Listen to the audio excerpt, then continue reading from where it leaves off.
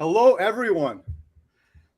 Today's truly an exceptional day for me. I'm incredibly privileged to have Dr. Ken Berry joining us. And I can't overstate this enough, how much this opportunity means to me, Dr. Berry. And I'm trying to be careful because people keep calling me the carnivore hype man, but this isn't flattery or butt kissing. This is just the truth. Despite you and I having never met in person until this very moment, you quite literally saved my life. These are all of my medications I was on before starting Carnivore. And besides me, the reason I get so emotional too is because besides me, it's amazing. But what's happened to? We've got some kind of echo going on. Oh, I'm sorry. You have two mics going. Let me see. Is that any better? Okay, try it now. Is that coming through any better now? It's like a 5-second delay echo or something. I think it may be better now. Okay, how about now? Any better now? Test. No, it's still going. Oh shoot! I've never heard this before.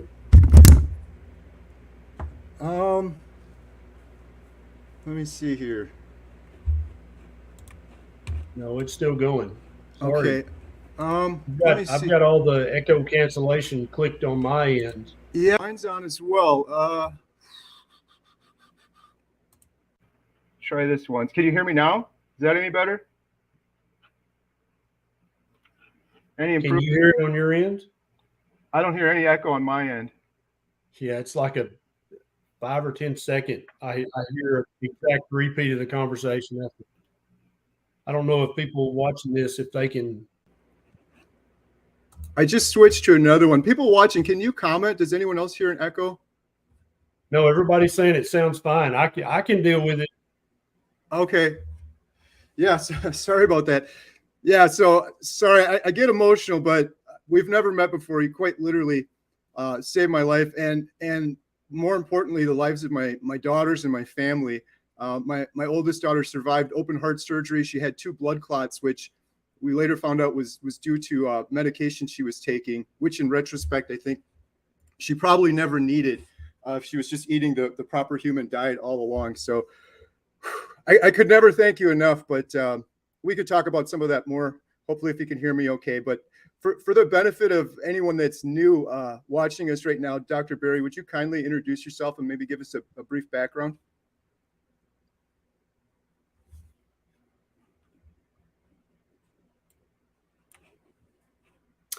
So I'm Dr. Ken Berry. I am a family physician. I've been practicing in Tennessee, family medicine for over 20 years. I started a YouTube channel and a Facebook page about 5.5 years ago at my wife's insistence. And we've been making videos trying to explain to people human nutrition just in common sense terms, using plain language that anybody can understand, and trying to give simple tips, simple steps. This is how you do it. This is, and also we try to regularly point out these people are trying to mislead you when it comes to big food manufacturers and big pharmaceutical manufacturers. These guys are in business to make money. They're not in business to make you healthier. So we try to also point out just the obvious, glaring examples of companies trying to mislead regular folks who are, because one of the things that pisses me off more than anything is that there's a group of people out there, they're not interested in their health at all, right? They're just interested. They just want to eat what they want to eat, do what they want to do, and they don't want to hear about it. And that's fine. Everybody who's 18 years of age, they get to make that decision.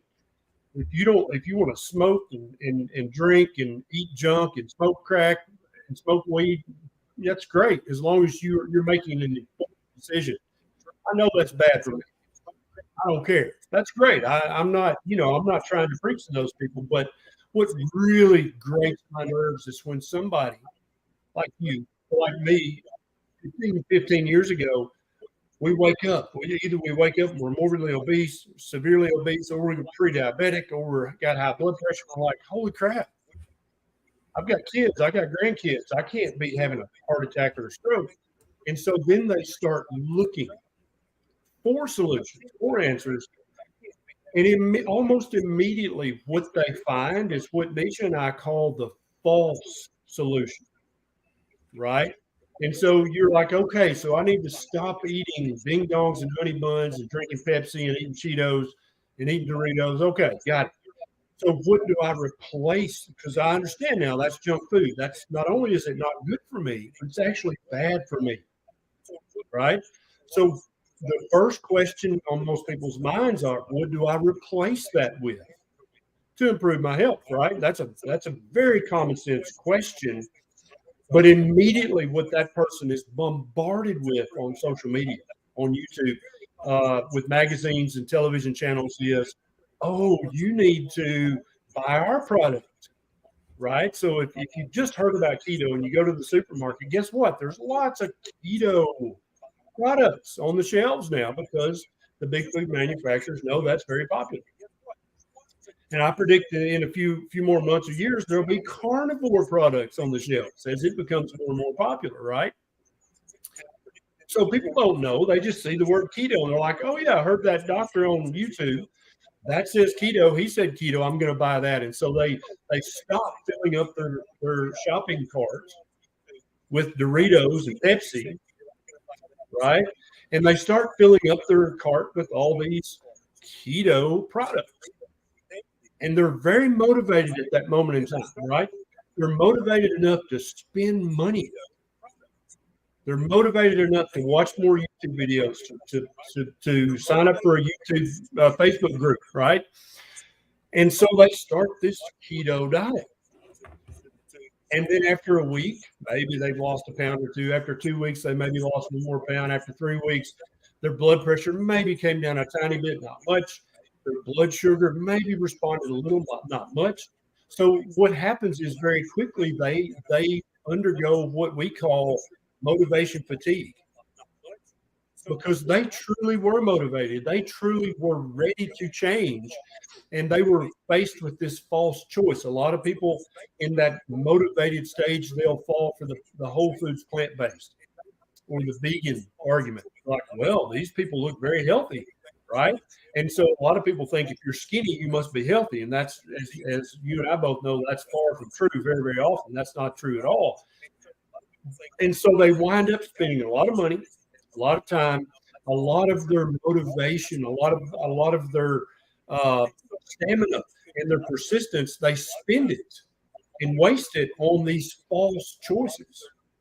And after a month or two of that, they're like, well, this is a bunch of crap. This is not helping anything. I can't tell any difference at all, or I can only tell a tiny bit of difference, right?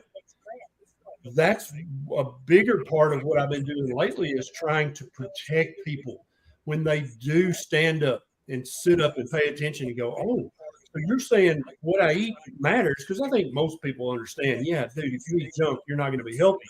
But I don't think a lot of people get just how important it is. But when they do get it, I want to protect that person from the false narratives that are out there, from the food corporations, because increasingly the top 10 food corporations, they're starting to move into organic. They're starting to move into keto. They're starting to move into low carb. They're starting to move into paleo because they know these things are very popular. And I would opine that they also know that they actually work. And so they're trying to hijack those words. They're trying to co-opt those words. And then they'll be the thought leader. They'll be the guy who's giving, oh, I've got your solution right here. And we see this same thing happening with Weight Watchers. Weight Watchers was founded back in 1969, right? And they have been, so if Weight Watchers actually worked and was sustainable, they've been going since 1969. There would not be any such thing as an obesity epidemic in the United States, right?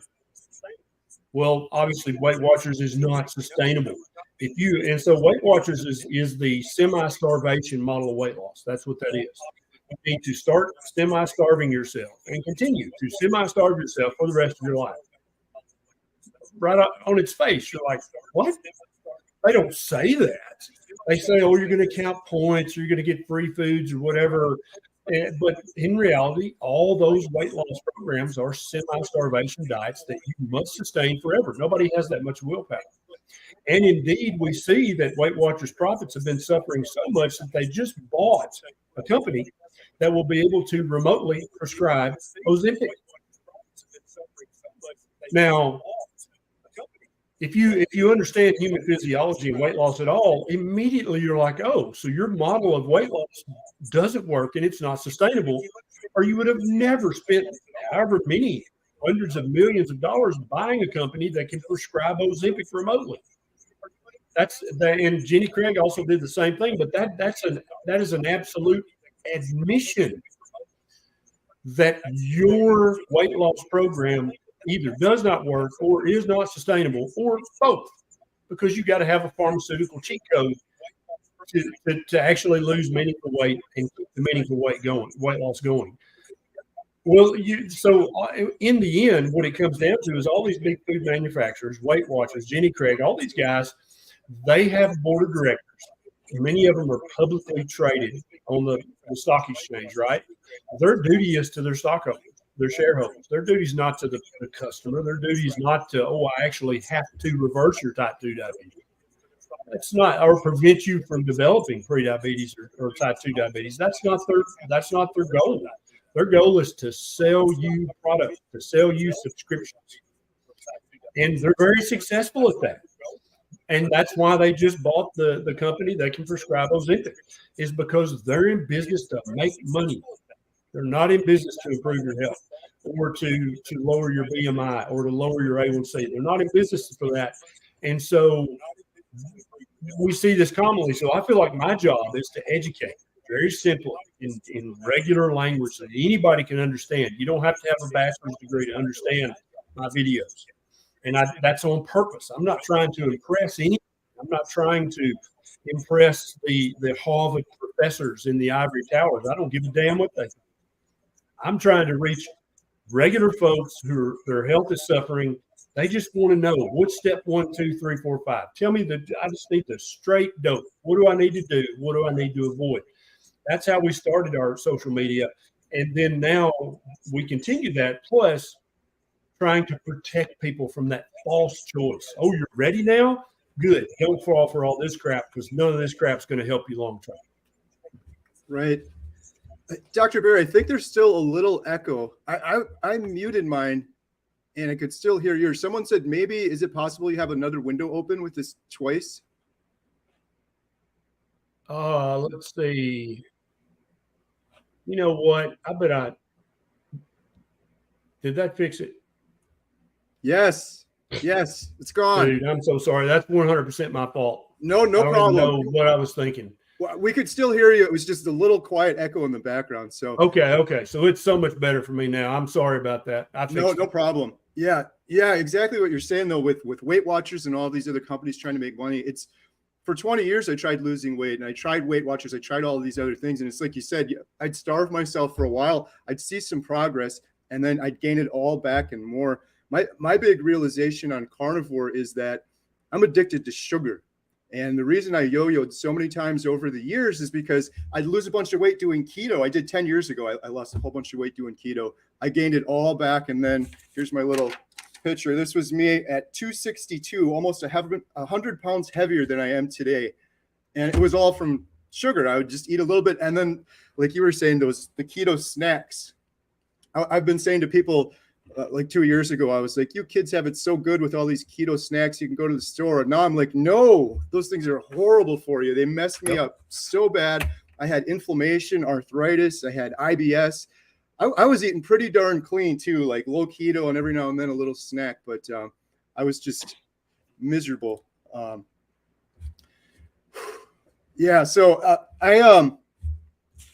I just wanted to thank you so much, because I learned about Carnivore through Dante from Frigno Freedom. But I was like, this thing is insane. There's no way you can eat meat. Dante did it. This guy's just like a freak of nature or something. No one else can do it.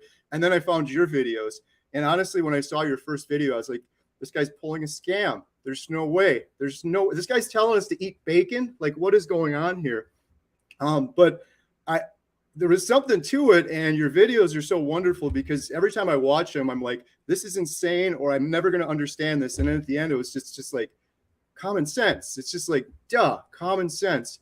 The thing that got me on your channel was I've had every issue. I suffered from really horrible depression. That's gone on Carnivore. I'm down almost 100 pounds. I had IBS for years. I had arthritis so bad in my foot. This was kind of the last straw. They were going to do surgery on my foot. And it's all gone on Carnivore. These are literally all of my pills, antidepressants, sleeping medicine. I stopped snoring the first couple days on Carnivore. And I've had the most for 100, right now is my 128th day. And today is my 40th day doing lion diet because I just wanted a little bit more of a challenge. So I decided to do that. But I haven't snored in 128 days. I haven't had any depression. I haven't had any anxiety. And my life is just a million times better. And the thing that's crazy about it, that is a question I have for you, Dr. Barry, that I haven't heard asked because I've watched a lot of your live streams, is I truly, and again, this isn't flattery. I just think it's important because all of these doctors, these are all different doctors that prescribed these to me. They all failed me. And I don't blame them personally. I blame the system and everything else, but they all failed me. And we need more doctors like you and Dr. Chafee and Dr. Baker telling the truth. I was just thinking about this. I don't think there's any other person that I can think of that's saved more lives than you have or reversed more lives. And this is one of the reasons why your type 2 diabetes video is what convinced me to do Carnivore. After, again, I was like, this is insane. There's no way I'm doing it. That video you did, and you've done a couple on reversing type 2 diabetes, it has 1,000 comments, and almost every comment is like, Dr. Barry, you saved my life. Dr. Barry, my A1C went from this to this. It's just comment after comment. So I'm like, this guy's a scam artist. And I'm reading, I'm like, what, do you hire all these people to just make up lies in the comments and then all of your videos? So it's just, it's amazing what you're doing. And now, so 100 days ago, I did my 30-day update video. I've been a YouTuber for 8 years. We have a homestead. I do homesteading videos. I don't do Carnivore videos. I'm like, I'm going to do one video. And now I'm addicted because I have had so many comments. I don't know how you do it. I've had so many comments from people that say, Carrie, I watched your video 100 days ago, and you're right. I stopped snoring like a week into it. This is amazing. My depression is lifting finally after I was on every SSRI for like 8 years. I was walking around like a zombie before I found Carnivore. I wasn't living. I was suicidally depressed. I was walking around in a brain fog. My stomach was hurting all the time. But I look at it like this. So you've completely changed my life. But now it's not just me, because now my whole family's doing it. I have 5 other people in my family. My wife just started. She's on day 17.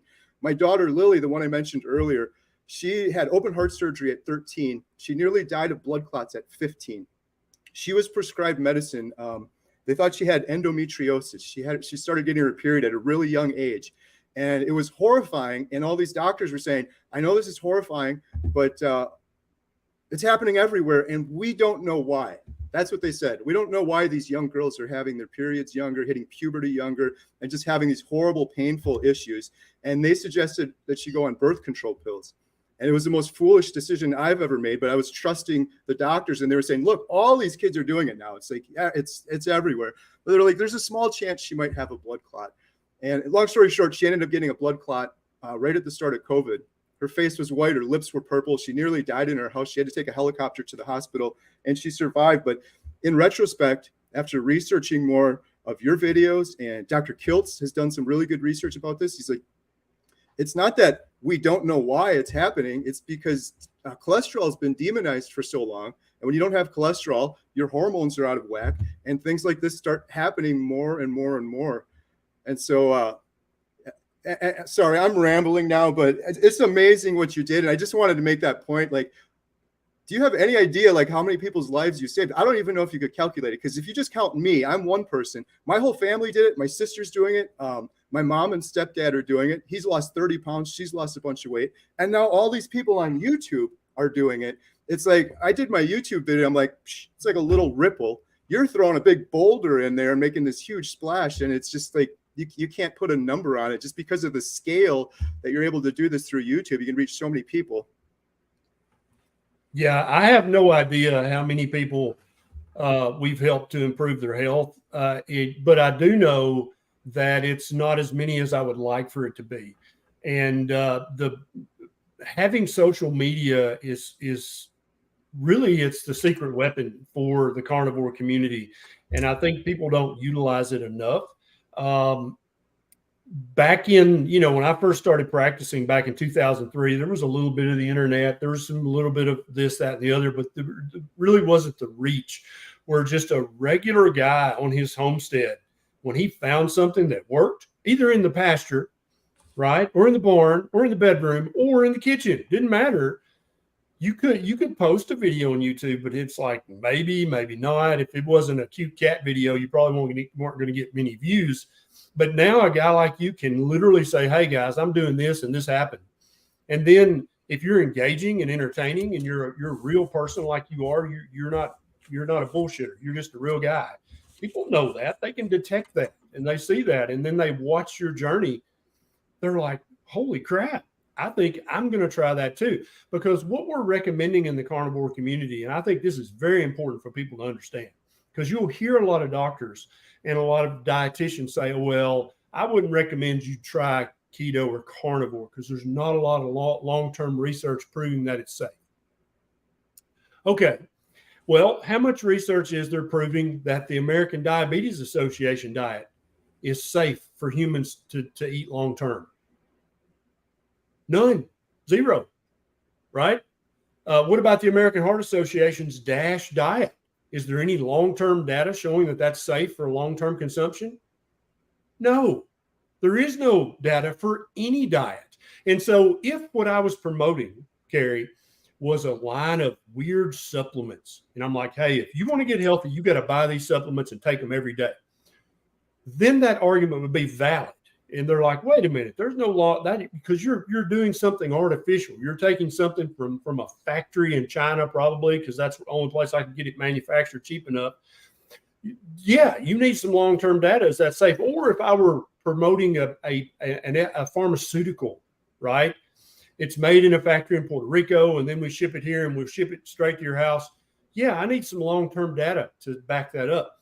But what we in the carnivore community, what we're advocating is that you just go back to eating the way humans used to eat thousands of years ago, back when everybody was healthy and not overweight and not pre-diabetic and didn't have all these medical problems. We're just saying, hey, let's not take some new weird pharmaceutical that's made in a factory with no evidence. We're saying, well, gosh, actually, there's millions of years of evidence that this is the way humans should eat. Let's just go back to eating that way, right? And so I think that a lot of doctors, they're so befuddled, they're so overworked, they're so confused by all the narratives that they're bombarded with every day, from the drug rep to all the ads in the medical journals to whatever websites they read or whatever videos they watch. They're so confused, they don't even understand basic scientific principles anymore. It would be like if I got on YouTube and I made a video and said, hey, if you're thirsty, you should drink water. And then a bunch of doctors jumped on there and said, well, you don't have any long-term data to support that. Right. Or if I made a video and said, if you feel like your blood oxygen level's dipping, you should breathe air. You should breathe in and out more often if you feel like your oxygen saturation is low. And then all kinds of dietitians and doctors and PhDs said he doesn't have any long-term data to back that up. Okay, but literally that's part of basic human physiology. Well, just like drinking water, it makes so much sense. We don't have to study that. We just know if you don't drink water for long enough, you'll die. Well, if you don't breathe air for long enough, you'll die. So I feel like that we've been eating real human species specific food for just as long as we've been breathing, and just as long as we've been drinking water, just as long as we've been sleeping, just as long as we've been playing in the sun without many clothes on. All those things we've been doing for millions of years. So how are you even going to say you need some controlled long-term research on what? What do you even try? What do you think about what you're saying? That doesn't even make common sense, which is one of the bedrock principles of all my social media. Is it has to make common sense, or I'm not going to say it out loud.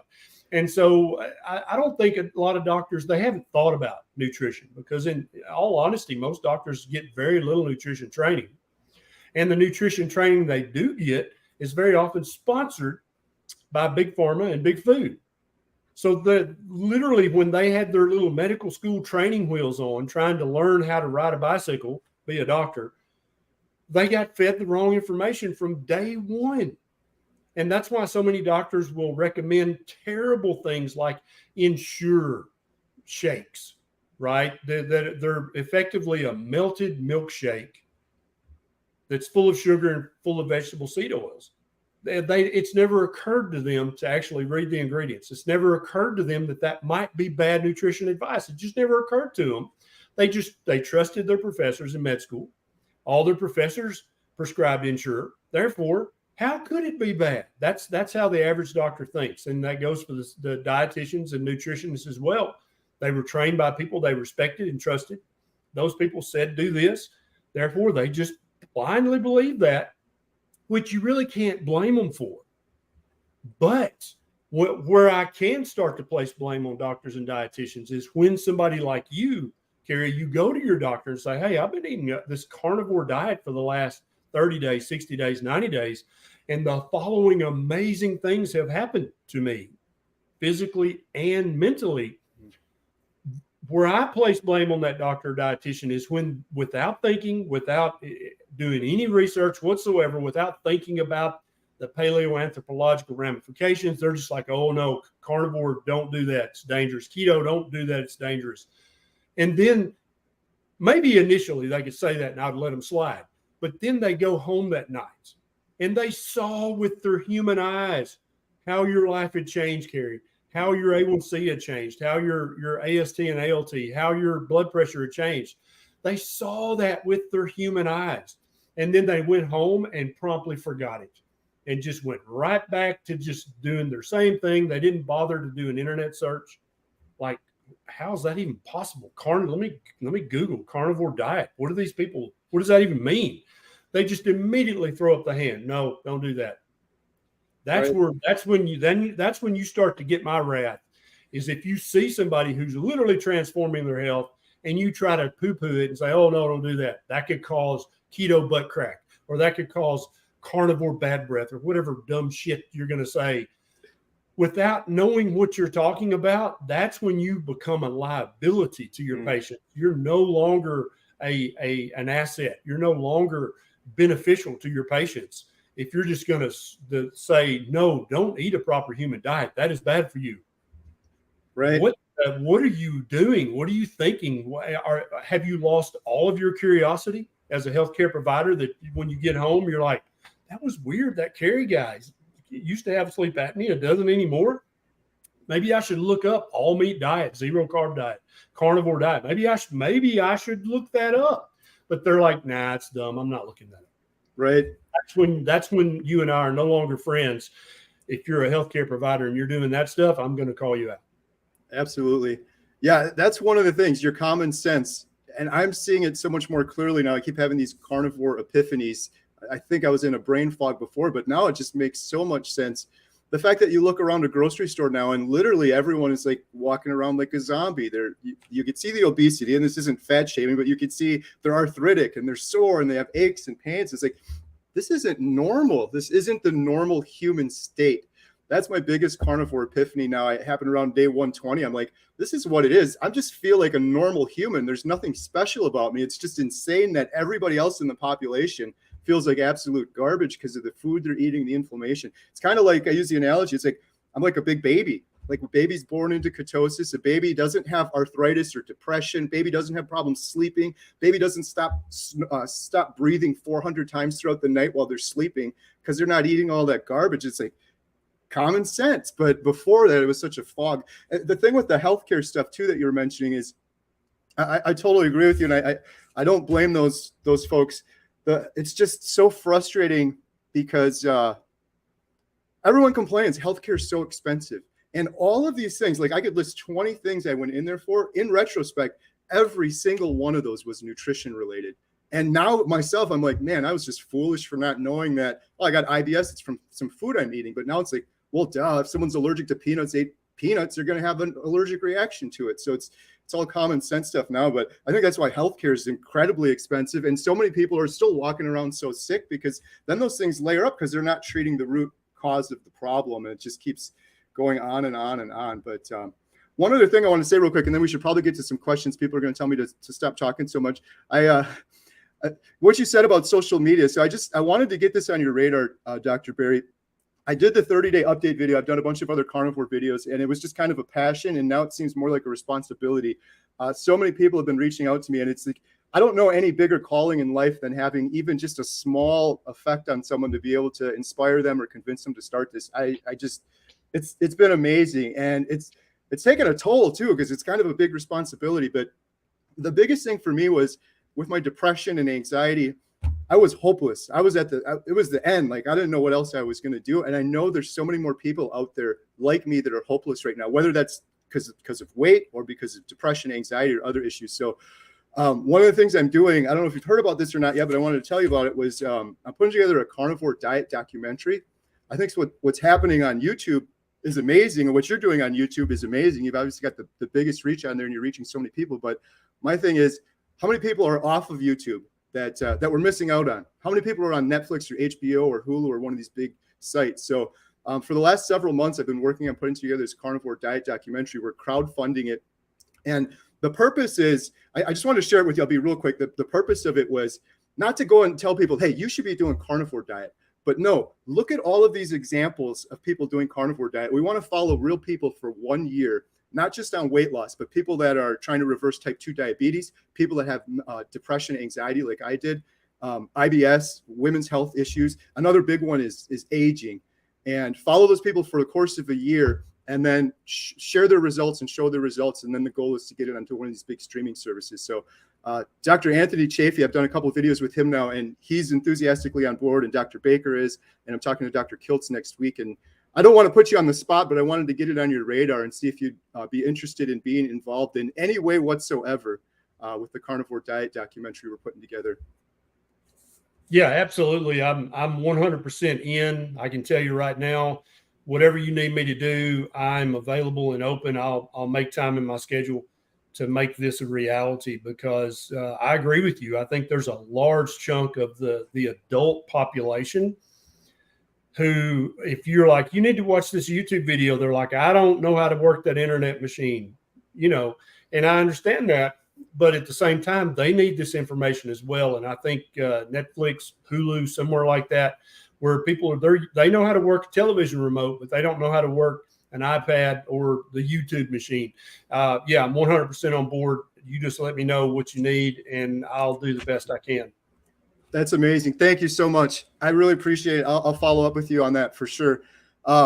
Yeah, that's been the one thing that's been happening so much lately, is getting these stories. And I'm like, we have to share these stories. Just real quick, this guy right here, his name is Bill. He emailed me last week. He's 700 pounds.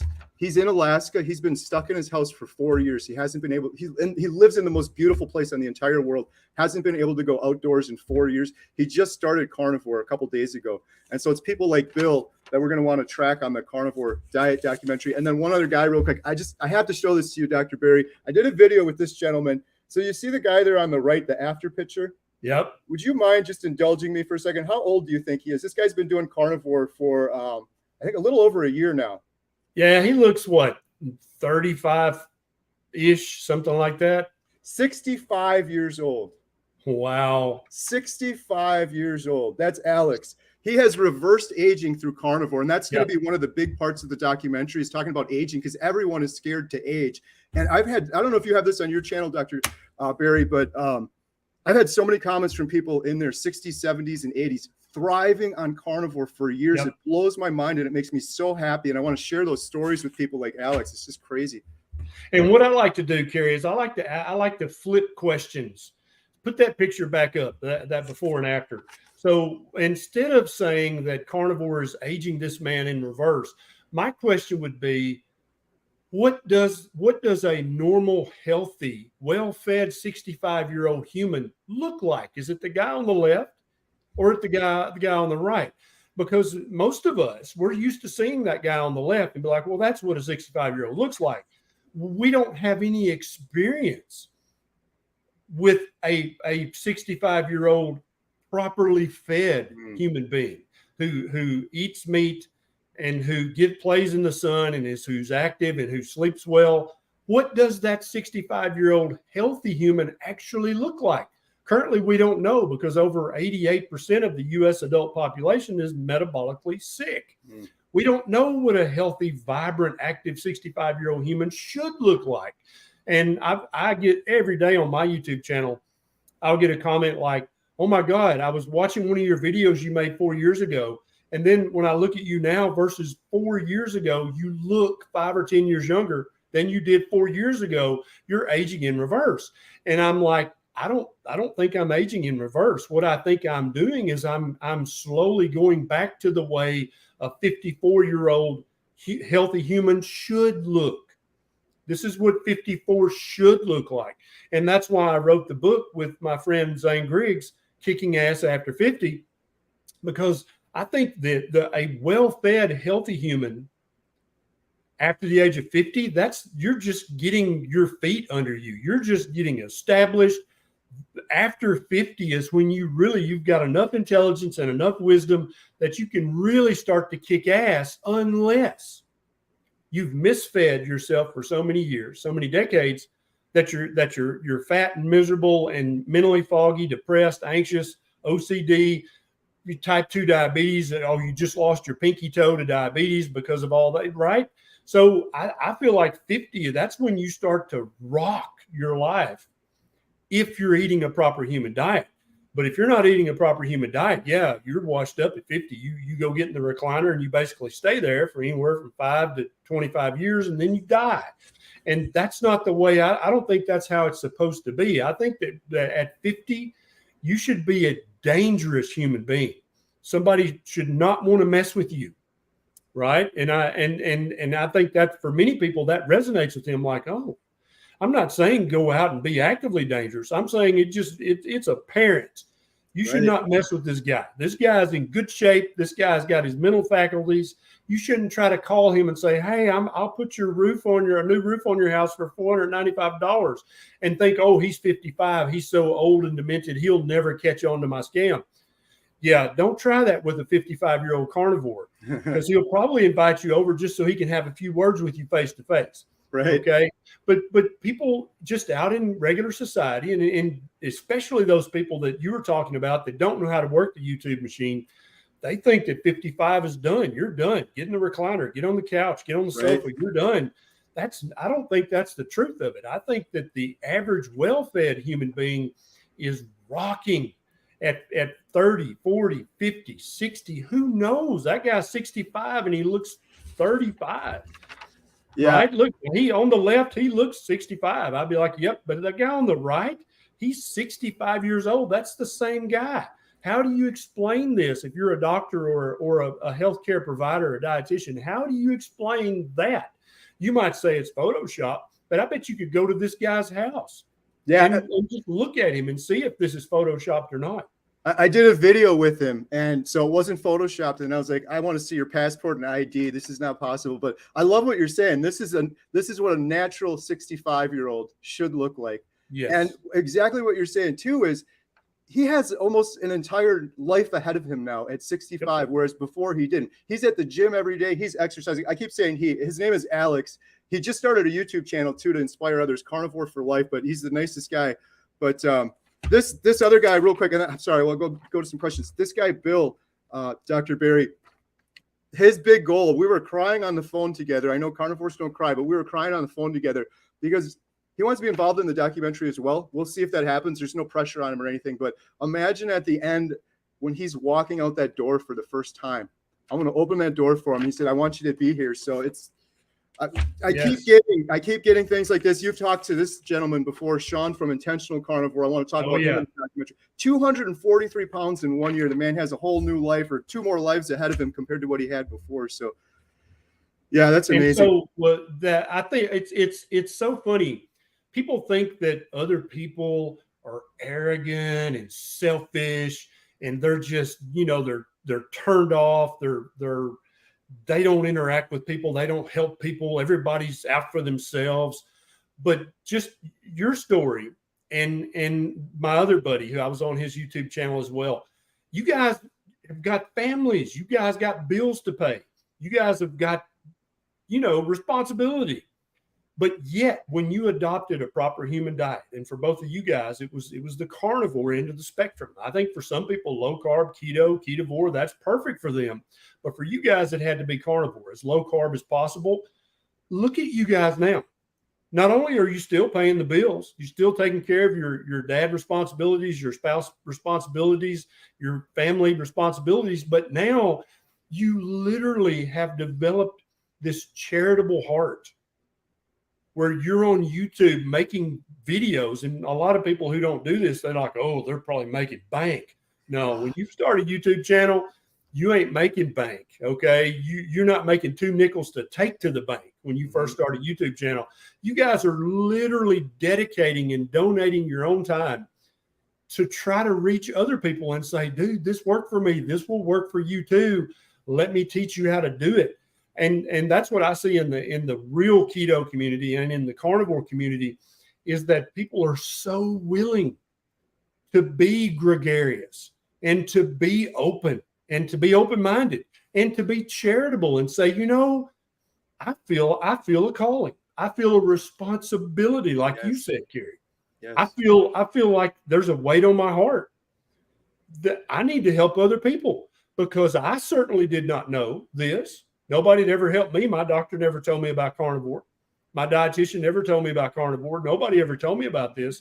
But now that I know, now that I have heard the bell ring, now that I've seen the results, how can I, as a moral, ethical human being, how can I just turn my back on all these billions of people who I know watch YouTube videos? How can I just turn my back on them and keep this for myself selfishly? I can't do that. I can't do that. I can't shut up about this. And people might call you an apostle or a whatever. But dude, I feel that calling every day when I get up. It's like, okay, what group of people am I going to help today? Because when you know the truth, I feel like if you're a good human and you're eating a good diet, not only for your physical body, but also for your brain. People forget that your brain is attached to your body. It's part of your body, right? And so once you reap the mental health benefits, all of a sudden this charitable, ethical, moral person in you comes out. And you're like, I can't hide this under a bushel. I got to spread this word. I got to help other people because they're in the same boat I used to be in. They just don't know better yet, but I can help them understand. And it's not like I'm pushing some weird chemical thing that's made in a factory. I'm just saying, eat this real food and stop eating this fake food. That's literally the message in its entirety. And then when they go back and look at some of your videos from years ago, because their first thing is, Kerry's full of crap. There's no way, he must be selling a line of supplements or selling some program or something. But then when they go back 6, 7, 8 years and look at a video, they're like, what the hell? Yeah. And that's it. There is no better selling point than, hey, listen to me. I used to be here. Now I'm here. Just do what I say. It's simple. Right. Yeah, absolutely. There's something to that too with carnivores. I don't know what it is, but every carnivore person I've met, they're charitable, they're nice, and they're just great mood. Just they're always so pleasant. I'm like best friends with every carnivore person I've met. There's something to that. Yeah, there's a bunch of super chats. Should we jump into some of these questions, Dr. Barry? Let's go. Okay. I'll say this real quick too, talking about charitable, but these super chats, thank you guys so much. Any super chat that I get, Dr. Barry, just so you know, every penny goes to the Carnivore Diet movie. I'm not taking a penny for the Carnivore Diet movie. I feel that's why we're in the position we are in now, is because of money and profits and things like that. So it's a volunteer passion project. So I really appreciate the super chats. Every penny is going towards the documentary. And Dr. Barry, real quick, we just bought our Netflix approved camera from donations that were crowdfunded and a bunch of my own money that I put into it. So Sweet. We have the camera and we're getting closer and closer every day. So really appreciate all this. So Addicted Nice. Paul super sticker. Thank you so much. LMD is a new member, and Alia Wells. Dr. Barry is the reason I'm doing carnivore, down 30 pounds and feel better than I have in years. Let's all support Carrie's doc and do some super chats. Oh, thank you, Alia. Alia is another wonderful carnivore. She actually took time out of her day to call my daughter Lily because she has endometriosis issues as well, and spent a bunch of time with her. So I really appreciate that. Question from Joe M. Wife has invasive lobular estrogen progesterone receptor positive breast cancer. I'm pretty proud of myself for reading that. Dr. Berry, you want to take this one? I don't know if I can read the rest of this one. Yeah. So she's basically got double positive or triple positive breast cancer and had a lumpectomy, 5 days of radiation, and now they're going to put her on hormone blockers, which the current medical research shows should be beneficial for preventing a recurrence of her cancer. And the question is, will keto affect these hormone blockers, and are hormone blockers bad? The answer to the last part of that, or are hormone blockers bad? The research is very muddled on this. It currently looks like that they probably are overall beneficial in most cases, but this has not been studied in the context of eating a proper human diet. Okay, so let me just say that. So now, with that being said, will keto affect the hormone blockers? Not in any negative way. Breast cancer is a solid tumor cancer. Okay, it's not like a blood cancer or a bone marrow cancer. This is a solid tumor, and all research shows unequivocally that solid tumor cancers love sugar, whether it's breast cancer, colon cancer, prostate cancer, brain cancer, thyroid cancers. Solid tumor cancers, wherever they're at in your body, they not only love sugar, but they have to have lots of sugar in order to thrive and metastasize. That is a requirement. They also need glutamine, but the sugar is the main thing. I've actually talked to a couple of cancer researchers, and they're like, yeah, some cancers can limp by on glutamine. They can limp by on this amino acid or that amino acid, but in order to thrive and metastasize, they have to have a steady supply of lots of sugar, lots of glucose. That is a requirement. And so she absolutely needs to adopt a real whole food, one ingredient ketogenic diet and stick to it. She can, if she wants to go ketovore, she can. That's going to give the same benefits. If she says, I could just eat meat and eggs for the rest of my life, I wouldn't miss vegetables at all, she can go carnivore and reap all the same benefits. So keto, ketovore, carnivore. If any of you guys know somebody with a solid tumor cancer, which means basically a lump in the breast, or I've got skin cancer, or I've got brain cancer, thyroid, any organ cancer, they need to go keto, ketovore, carnivore right now. And when I say keto, I always have to qualify now. I'm not talking about the keto that you buy in the grocery store. I'm talking about real whole food keto. And what's the definition of that? Very quickly, if you've got a plate, half your plate's covered with fatty meat and eggs with the yolk, half your plate's covered with low carb vegetables, and then you got a few low carb nuts and a few low carb berries for dessert. That's real keto. Okay, that's real keto. I'm not talking, if it says keto on the package, that's bullshit. It's what that is. That's not keto. But absolutely, anybody with a cancer like this is going to benefit immensely from going real whole food keto or ketovore or carnivore immediately and staying there for the rest of their life. Awesome. Thank you, Gigi Fox, Mr. Smelly Potato. Love the name. Big thank you. Thank you so much. Crusader General has a question. When will the false narrative pushed out by Big Pharma, FDA, and AMA collapse? Will it continue until the entire collective West collapses?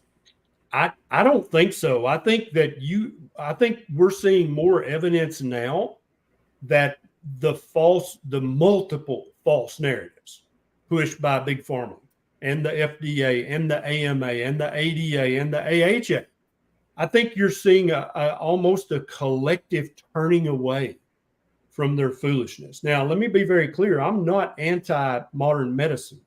If you fall off the second story roof of your house, or you get hit by a bus, or you develop some kind of severe infection, you need to go to the hospital. You need to go and let the doctors fix you. We are very, very good at fixing those acute things, okay? But if what we're talking about is reversing versus managing your type 2 diabetes, currently mainstream medicine has nothing to offer you that's ever going to reverse your type 2 diabetes. In fact, most of the FDA-approved medications for type 2 diabetes that you see advertised every 14 seconds on network television in the news channels, they got their FDA approval by lowering your A1C 0.1 or 0.2% over placebo or 0.1% better than another already FDA approved drug. That's literally the bar that they have to pass to get FDA approval. And these drugs cost hundreds of dollars, in some cases thousands of dollars a month. And they literally will lower your A1C from 7.9 to 7.7. And that's what they call managing type 2 diabetes. So I think the events of the last 3 years have done more for the real food movement, not only eating real food, but raising real food on your farm. I think that the events of the last 3 years have done so much to just wake people up and go, you know what? Maybe everything they say on television is not the gospel. Maybe everything I read in Newsweek, Time, U.S. News and World Report, maybe I shouldn't take all that stuff to the bank. Maybe I should think about that stuff a little bit. Maybe everything that the AMA, the ADA, the AHA, the CDC, maybe everything they say, I shouldn't just consider it just words falling out of the mouth of the creator. Maybe I should think about this a little bit. Maybe I should look into this a little bit. Maybe I should Google it, right? And I think that you see more of that behavior now from rational people, common sense people, people who are not, I'm not talking about, the tinfoil hat wearing psycho conspiracy. I'm not talking about those people. Those people have always believed that the powers that be are out of control.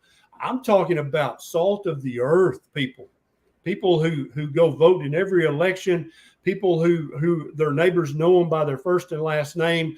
Their neighbors know they can call on them for help. That I'm talking about real people that go to church every Sunday. Even those people now are going, what the hell's going on here? This is weird, because I know for a fact this, that, or other that I've seen with my own human eyes.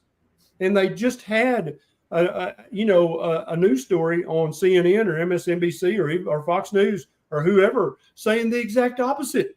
But I saw with my own eyes, that's not true. What's going on here? And I think that you're going to see over the next few years, or I hope you're going to see, but I do predict we will see a great resurgence, a great renaissance in people looking for locally grown, locally raised meat, looking for proper human diet doctors who the first words out of their mouth when you go in there with a chronic medical disease, they're like, what have you been eating? That should be the first question out of a doctor's mouth, just like it's the first question out of a veterinarian's mouth. Right. When you take a sick dog to the vet, the very first question is, what are you feeding your dog? Because that's the most important question. And I think you're going to see more and more doctors, and there's already a bunch coming to the low-carb keto carnivore movement. I think you're going to see more and more as they see the results, as they see the carries of the world, go to the doctor for some reason and go, dude, let me show you my before and after picture. Let me show you my before and after labs. Doctors are just dudes and chicks. They're not part of big pharma. They're currently, most of them are co-opted currently and brainwashed and misled by big pharma and big food, but they're not sold out to that. They're just dudes and chicks like you and me watching this video right now. Once they see the truth, it may take more than once, it may take 2 or 3 of you guys going and saying, look at my before and after, keto, carnivore, whatever. When they see that enough times, they're going to be like, what the heck? I need to look this up when I get home tonight. And as soon as they do that, then most of the doctors, if they're overweight or pre-diabetic, which most of them are, they're going to try it themselves.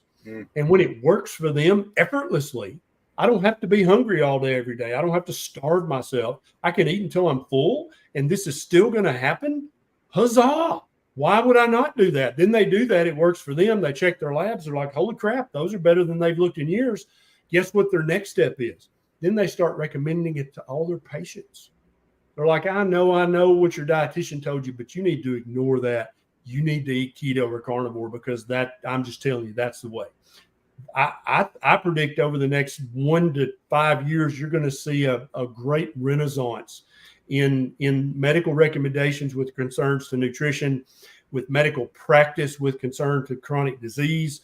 I think you're going to see more and more doctors come into this space, more and more healthcare providers, nurse practitioners, physician assistants, RNs, BSNs, LPNs, because once they try it and it works for them, and then they see it happen in multiple of their patients, they're convinced because they're wanting results.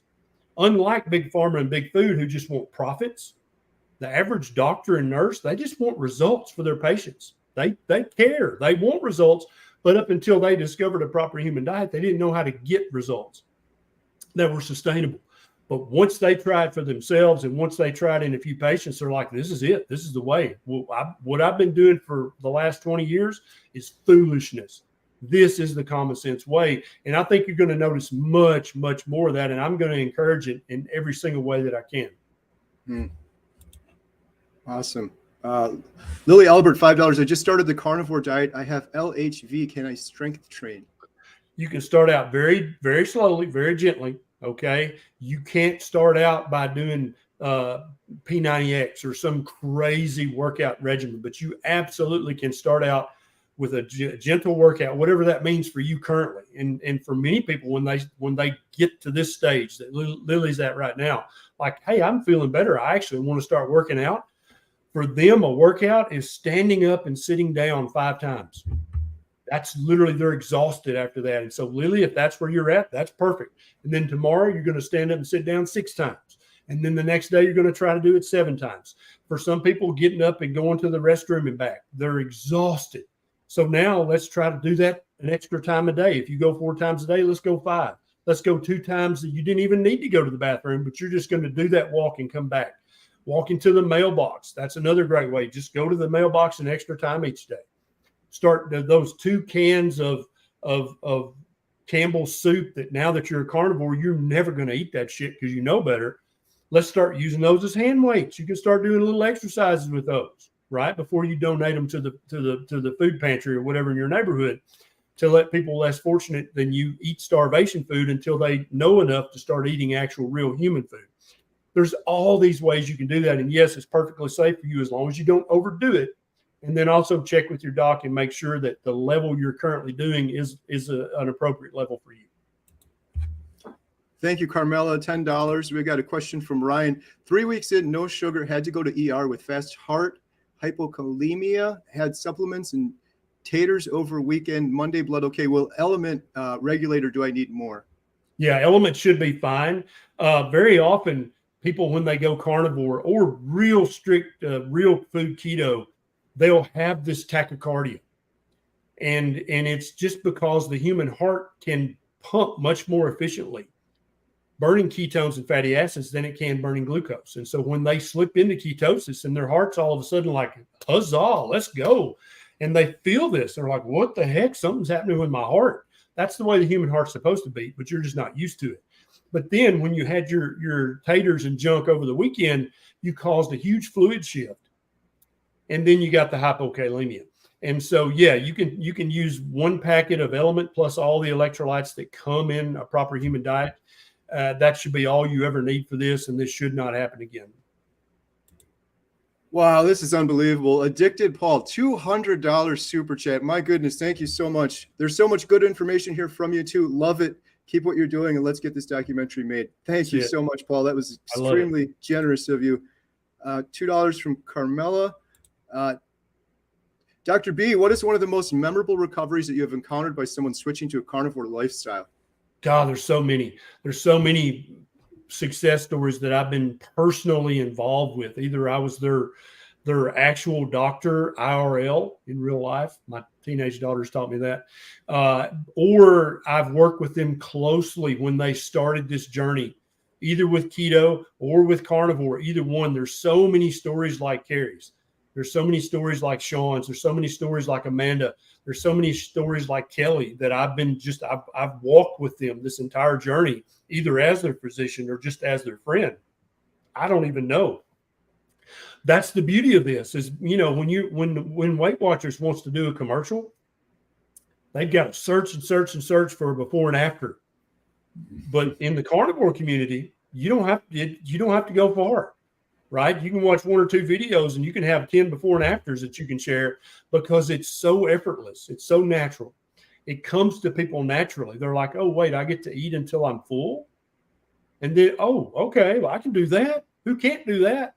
But, for Weight Watchers to get a before and after, somebody's got to literally starve themselves for months to get that before and after. But you don't have to do that as a carnivore. You can eat fatty meat and eggs with the yolk until you're full. and go live your life and be happy. So it's easy to see these stories in the carnivore community. It's very easy to see them in the keto and the ketovore community because this stuff actually works. And it's also sustainable because you get to eat till you're full. Awesome. Wow, there's 1,261 people on here. Dr. Berry, I want to be respectful of your time. I can't believe we're already at an hour now. Do you have some more time? Or yeah, let's do one or two more. Okay. Westfield was a $10 couple of super stickers here. Thank you guys so much. Alia Wells, let's get the super chats. Okay. Let's see if we got some questions here. And I'll stay on and try to go through these as well. Dr. Berry, such a quick question. Here we go. Is a question one. I've been strict BBBE for a few months and doing great. I want to try having some berries. Would taking digestive enzymes like Digest Gold help? Thank you in advance. No, if you want to have some berries. So a lot of people, they have this false paradigm in their head that either we have to be a fat burner or we have to be a sugar burner. There's no in between. It's very difficult for the body. So Anna, if she's eating strict carnivore and she wants to have a few blueberries or blackberries, her body is immediately going to know what to do with that because those are real natural carbohydrates, right? Now, if she wants to have some Twinkies and some ding dongs, there might be some gastrointestinal trouble with that. And you might suffer from that and you might pay the price for that. But just having a few berries here and there or a few nuts here and there, humans have been doing that for millions of years. That's not going to cause any problems. You don't have to spend your hard-earned money, Anna, buying digestive enzymes for that. Now, for many carnivores, we don't need to be eating berries and nuts every day because if we do, we'll start to gain weight. Our blood sugar will start to go up. But for some carnivores, I think it's perfectly fine and healthy for them to have some occasional berries or occasional nuts or occasional this, that, or the other, as long as it's part of a proper human diet food, which means that it is ancestrally appropriate. We've been eating it for thousands and thousands of years. It's nutrient dense. It's uninflammatory. Like basic principles. What is the definition of food? My definition of food doesn't include anything that's made by Kellogg's or Kraft Heinz or Mondelez. My definition of food is stuff that either grows in the dirt or grazes on what grows in the dirt. That's real food. And so if what you're about to eat meets that criteria, you should be fine to have that at least sparingly from time to time as a treat. All right. Well, one last question here for Dr. Berry. What do you think about Dr. Sebi and his natural plants-only alkaline diet that maintains a pH of 7?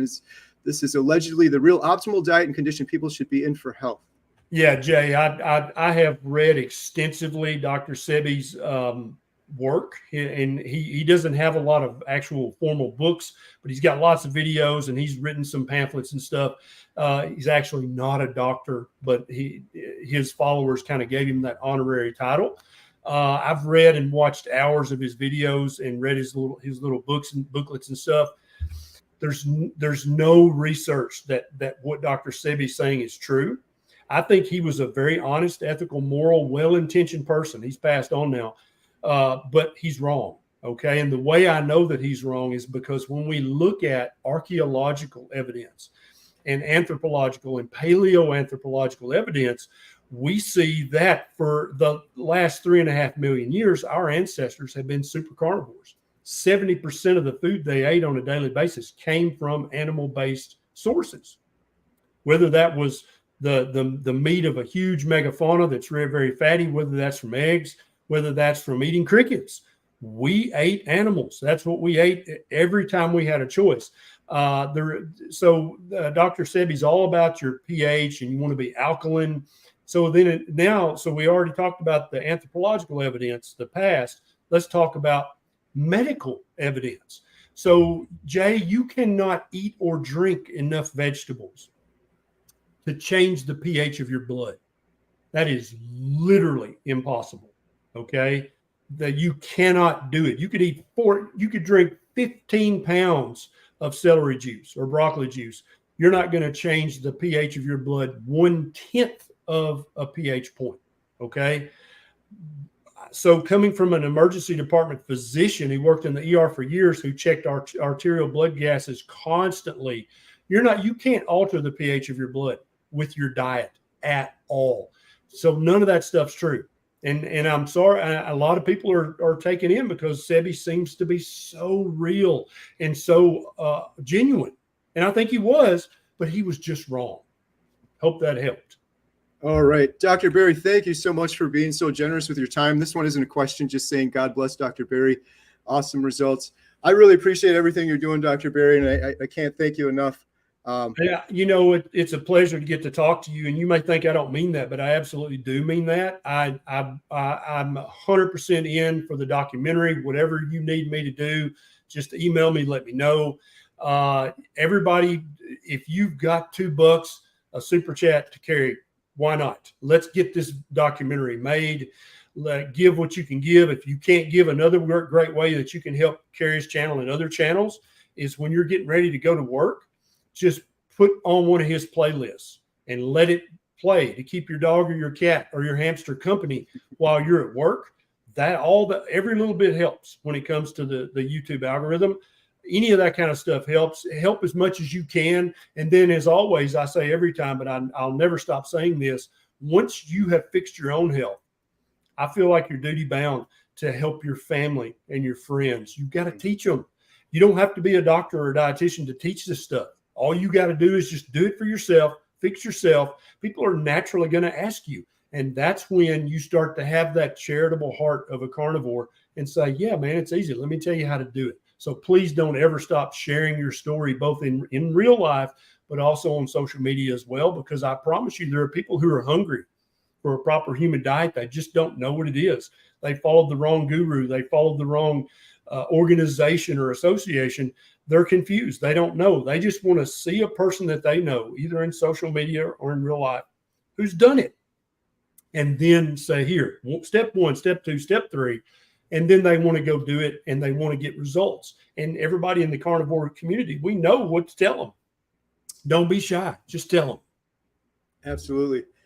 Thank you so much. And for everyone here that's my subscribers, if you don't know about Dr. Berry, I don't know who doesn't know about you, but go subscribe. Dr. Berry, I tell everyone to go watch your videos. I don't tell anyone, go start carnivore. I say, do your research so you're comfortable starting it. And Dr. Berry literally has every video about every topic you could be concerned about related to carnivore and the proper human diet. So I really appreciate everything you're doing. I'm on a mission with this carnivore diet documentary. It's my purpose in life now, so I'm not going to stop.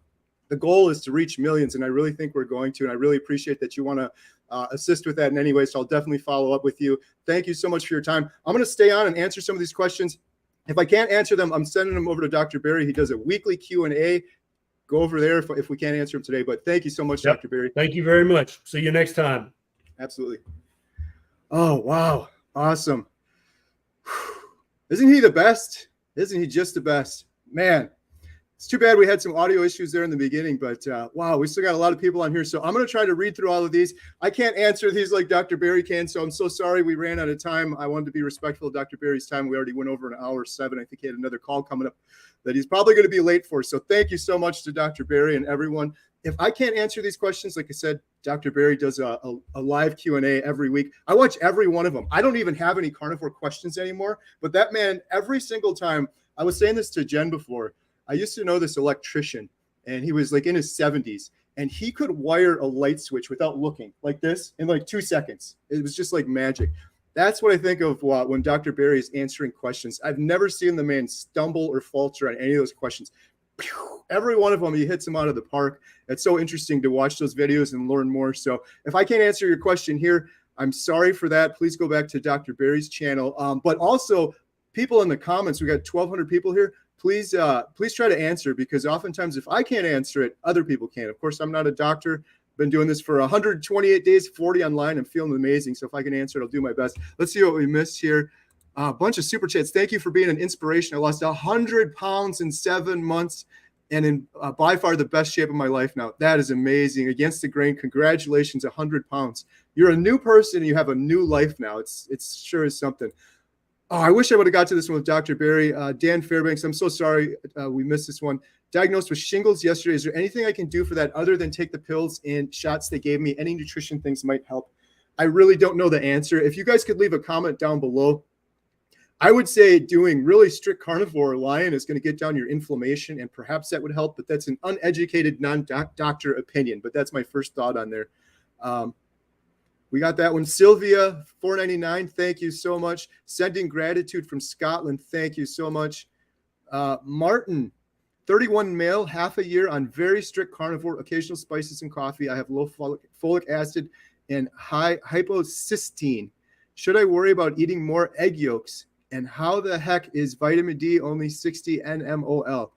Martin, I wish I could answer this question. That's definitely a Dr. Barry one, but please, someone leave some responses in the comments just in case. Mr. Alex Miner, sir. Alex Miner, follow him on YouTube too. We're having a live stream later today. We have the movie Sound of Freedom tonight. What an exceptional day today as I got to talk to the great Dr. Ken Berry. We have the Sound of Freedom playing in the theater for the first time. I'm pretty sure it's going to sell out, and I'm pretty sure I'm going to walk in front of the audience before the movie starts and make a big announcement and put it on my Thursday YouTube channel. I just wanted to say I showed these pictures before. This is my good friend Sean from Intentional Carnivore, and Bill. Everyone's asking about Bill from Alaska, 700 pounds. He is starting his own YouTube channel. He started eating carnivore. He sent me some pictures yesterday. Coming soon. I'm going to help promote the heck out of him and his YouTube channel. And this is my friend Alex from Carnivore for Life. So check out his channel as well. Let's see what else we got here. So Alex said, been having a tough time getting enough fat. Just bought some beef fat trimmings from my butcher to mix them with scrambled eggs to render for cooking. Good idea. I can answer this one. Yes, Alex, that's a good idea. And getting enough fat is one of the hardest things to do. I do this all the time. I will cut the beef trimmings off, put them in the air fryer or a cast iron skillet. My mouth waters thinking about it. You put a little salt on it, you get it nice and crispy. You will start loving it and craving it. It's delicious. Another thing is you can melt butter. If you're doing butter, you can melt some butter, dip your eggs in there, or dip your steak in there to get more fat. Fat is the best indicator on carnivore. If you're in the bathroom too much with the number 2s, you had too much fat. If you're not in the bathroom enough, and this doesn't mean you're constipated, but if it's 5 days in between or something, you probably need to be getting a little bit more fat. I think that's one of the hardest things most people struggle on. Carnivore is so easy, but getting enough fat can be hard. I actually fell into that issue on lion diet. I wasn't getting enough fat. I switched away from ribeyes for a while, but getting enough fat now. I eat a lot more ribeyes and beef trimmings. Bishop's Deep Learning, $10. Thank you. Thank you, everyone. I can't believe how many super chats and stickers and everything. Every penny, Carnivore Diet Doc. I'll shut up and get back into this, but it means so much. We need lighting equipment. Alex Miner, who I just mentioned, he's done video work. I'm talking to this guy. His name is Rock from the UK. I have a weekly meeting with him now. He's produced full feature films and documentaries. And I'm so excited about getting this documentary started and helping people. So this is getting us so much closer. Thank you so much. It really means a lot. None of this money goes to me. It's gonna go help people like this. This is why I get emotional about it. We are going to reach more builds through this documentary. So many more builds. And imagine that scenario, Bill walking out of his front door after 4 years, being a prisoner in his own house. I want to put my 3-year-old on carnivore, but I have 50-50 custody with my ex who feeds her carbs and sugar. Oh, that's such a tough one. Is it problematic to go 1 week on carbs and then 1 week off repeatedly? Anyone else can answer this. Leave a comment below. I would say it's not ideal. Maybe if you start doing it, your ex maybe will start slipping into it, but I would say it's way better to be on the proper human diet every other week than it would be to just be eating garbage every single week. They might not even be able to get back into ketosis if you keep doing it enough times, or maybe they'll get into ketosis quicker. And when they come back and they start eating, I would really watch your child too and just see how they're behaving and if everything's going well with it. But if it were my 3-year-old, let me put it that way. If it were my 3-year-old, I would do what you're doing. I wouldn't just say, well, they can't do it every other week, so just don't do it at all. Diaz, 1999 super chat. Thank you so much. Marnie Mac, $10. Dr. Berry is the reason my health turned around and I'm better at 60. Amazing. Yours, mine, and how many others? Sorry, I was stuttering and stammering during that video and we had audio issues, but I can't even fathom how many people Dr. Berry has saved. When you count that, it's not just saving me, but all of my family and then all of the people that I tell about it. It all spreads out. It's like all these little ripples in the ocean, and all of a sudden there's just waves everywhere. Susan K, $10. Thank you so much. Cesar Chavez, Carrie, I love your content, brother, making a difference in my life. Can't wait to drive up and watch Carnivore Documentary Theater. Yes. And come up to the theater anytime, Caesar, and say you're a carnivore, and I will take you aside. I'll give you a free history tour. I've got some carnivores coming this week, and I can't wait. I just love chatting with and talking to and becoming friends with carnivores. Lulu Bug, $5. Thank you. Shark Gregory, $10. Thank you. $50. Bishop's Deep Learning. You guys are so generous. Thank you so much. Man, we're all of our lights right now. I'm just trying to run these numbers. We're going to have our lighting equipment. The reason for the equipment, people are like, well, why does it have to be so expensive? If we want to get it on one of these big ones, not even just Netflix, HBO, Hulu, it has to be of top-notch quality. If you've ever seen behind the scenes of any film production, they often have 3 huge lights, and the lighting is the one of the biggest parts of it, and a big expense to do it properly. $4 super sticker. Kathy, $50. Thank you so much. Thank you, Dr. Barry. Cheers. $2 from Paul. Thank you. $2 from D. Lee. Karen Miller, $10. The Carnivore Boss, $30 super sticker. Thank you. Jerry Thomas, $20 super sticker. This is overwhelming. Thank you guys so much. $5. Thank you so much for all the great information. So excited to start Carnivore Ketovore. Karina, sorry. Karina, $20. Kudos to all you're doing. Thank you. And you have a lovely name. Sorry, I messed it up. Solar Flare, $50. Carrie, I love your enthusiasm. I love your excitement. You're the best. I love that you're saying that, my friend. And it wasn't that way before Carnivore. Ask anyone that knows me before Carnivore. It was exactly the opposite. I attribute it all to the proper human diet, being in the natural human state and fueling my body that's giving me energy that like no other. You're the best. Here's a contribution towards your documentary, $50. Solar Flare, thank you so much. I've been watching every single video you've done the last month. Love all you do. Thank you, thank you, thank you for all of the super chats. Hopefully I didn't miss any there. And now let's see what else we have. There's so many comments here. This is crazy. I need help going through some of these. If you guys have a big question that wasn't in the super chats, please maybe post it again. I'm going to try to get through all of these quick. Let's see here.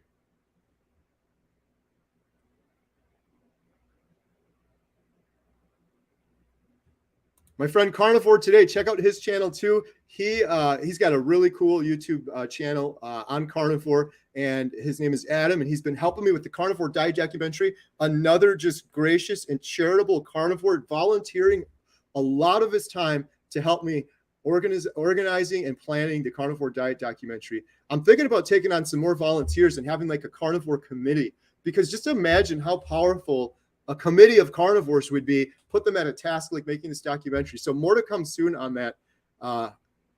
This whole Carnivore diet documentary, it's our documentary, and I want it to be as best as possible, and it's going to be the community contributing as well, and they already have been. How much a day should I eat on Carnivore? Mr. Smelly Potato, the greatest username ever. No more smelly potatoes on Carnivore, though. Throw those out. How much should you eat? As much as you need to feel comfortably full. I personally eat about 1.5 pounds of steak once a day at noon. I eat nothing else. However, if you would have asked me what I ate when I started Carnivore, it was actually a lot less, because I had a lot more belly fat to use, and my body is burning that fat for energy, and so I didn't need to eat as much. So everybody's different. If you're looking for that answer, go watch some of Dr. Barry's videos and do some more research, please, because the answer isn't just copy what Carrie did or copy what this person did.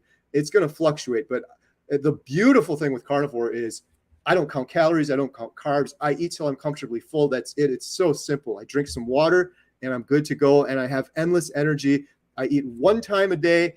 I ate today at noon, from noon to 1, and that's it. I will have this energy throughout the whole night. I'm doing this live stream with the great Dr. Barry. I'm opening the Montello Theater above me for a huge movie. We're probably going to sell out tonight. I'm going to get on the stage and talk to everybody. And then I'm doing a live stream at 7:15 with my new friend, Alex, another carnivore. And I'll be doing 16, 20 hours a day. No problem. I did 18 hours of work yesterday. No problem. As a carnivore, I get 3 times as much work done, believe it or not, on 1 meal, 1 steak, 1.5 pounds of meat. All right, some more questions. Oh, thank you, Paul. How is your wife, Jen, doing with the carnivore flu? I'm on day 4 of Lion after 10 days of keto, hoping to avoid the flu, and yesterday and today have been poopy to say the least. Thank you, Addicted Paul, for your just crazy generous super chat donations. I really appreciate it. Jen is struggling, to be honest. However, she's also frustrating me, to be honest. And I've got to she's so bullheaded. I think she's on here now too, so maybe she'll comment. She's so bullheaded. We had so many great comments from folks. I think a big part of the reason she is suffering is because she's not getting the proper amount of electrolytes. She lost a ton of water weight in her legs. You flush out that water, you flush out the electrolytes.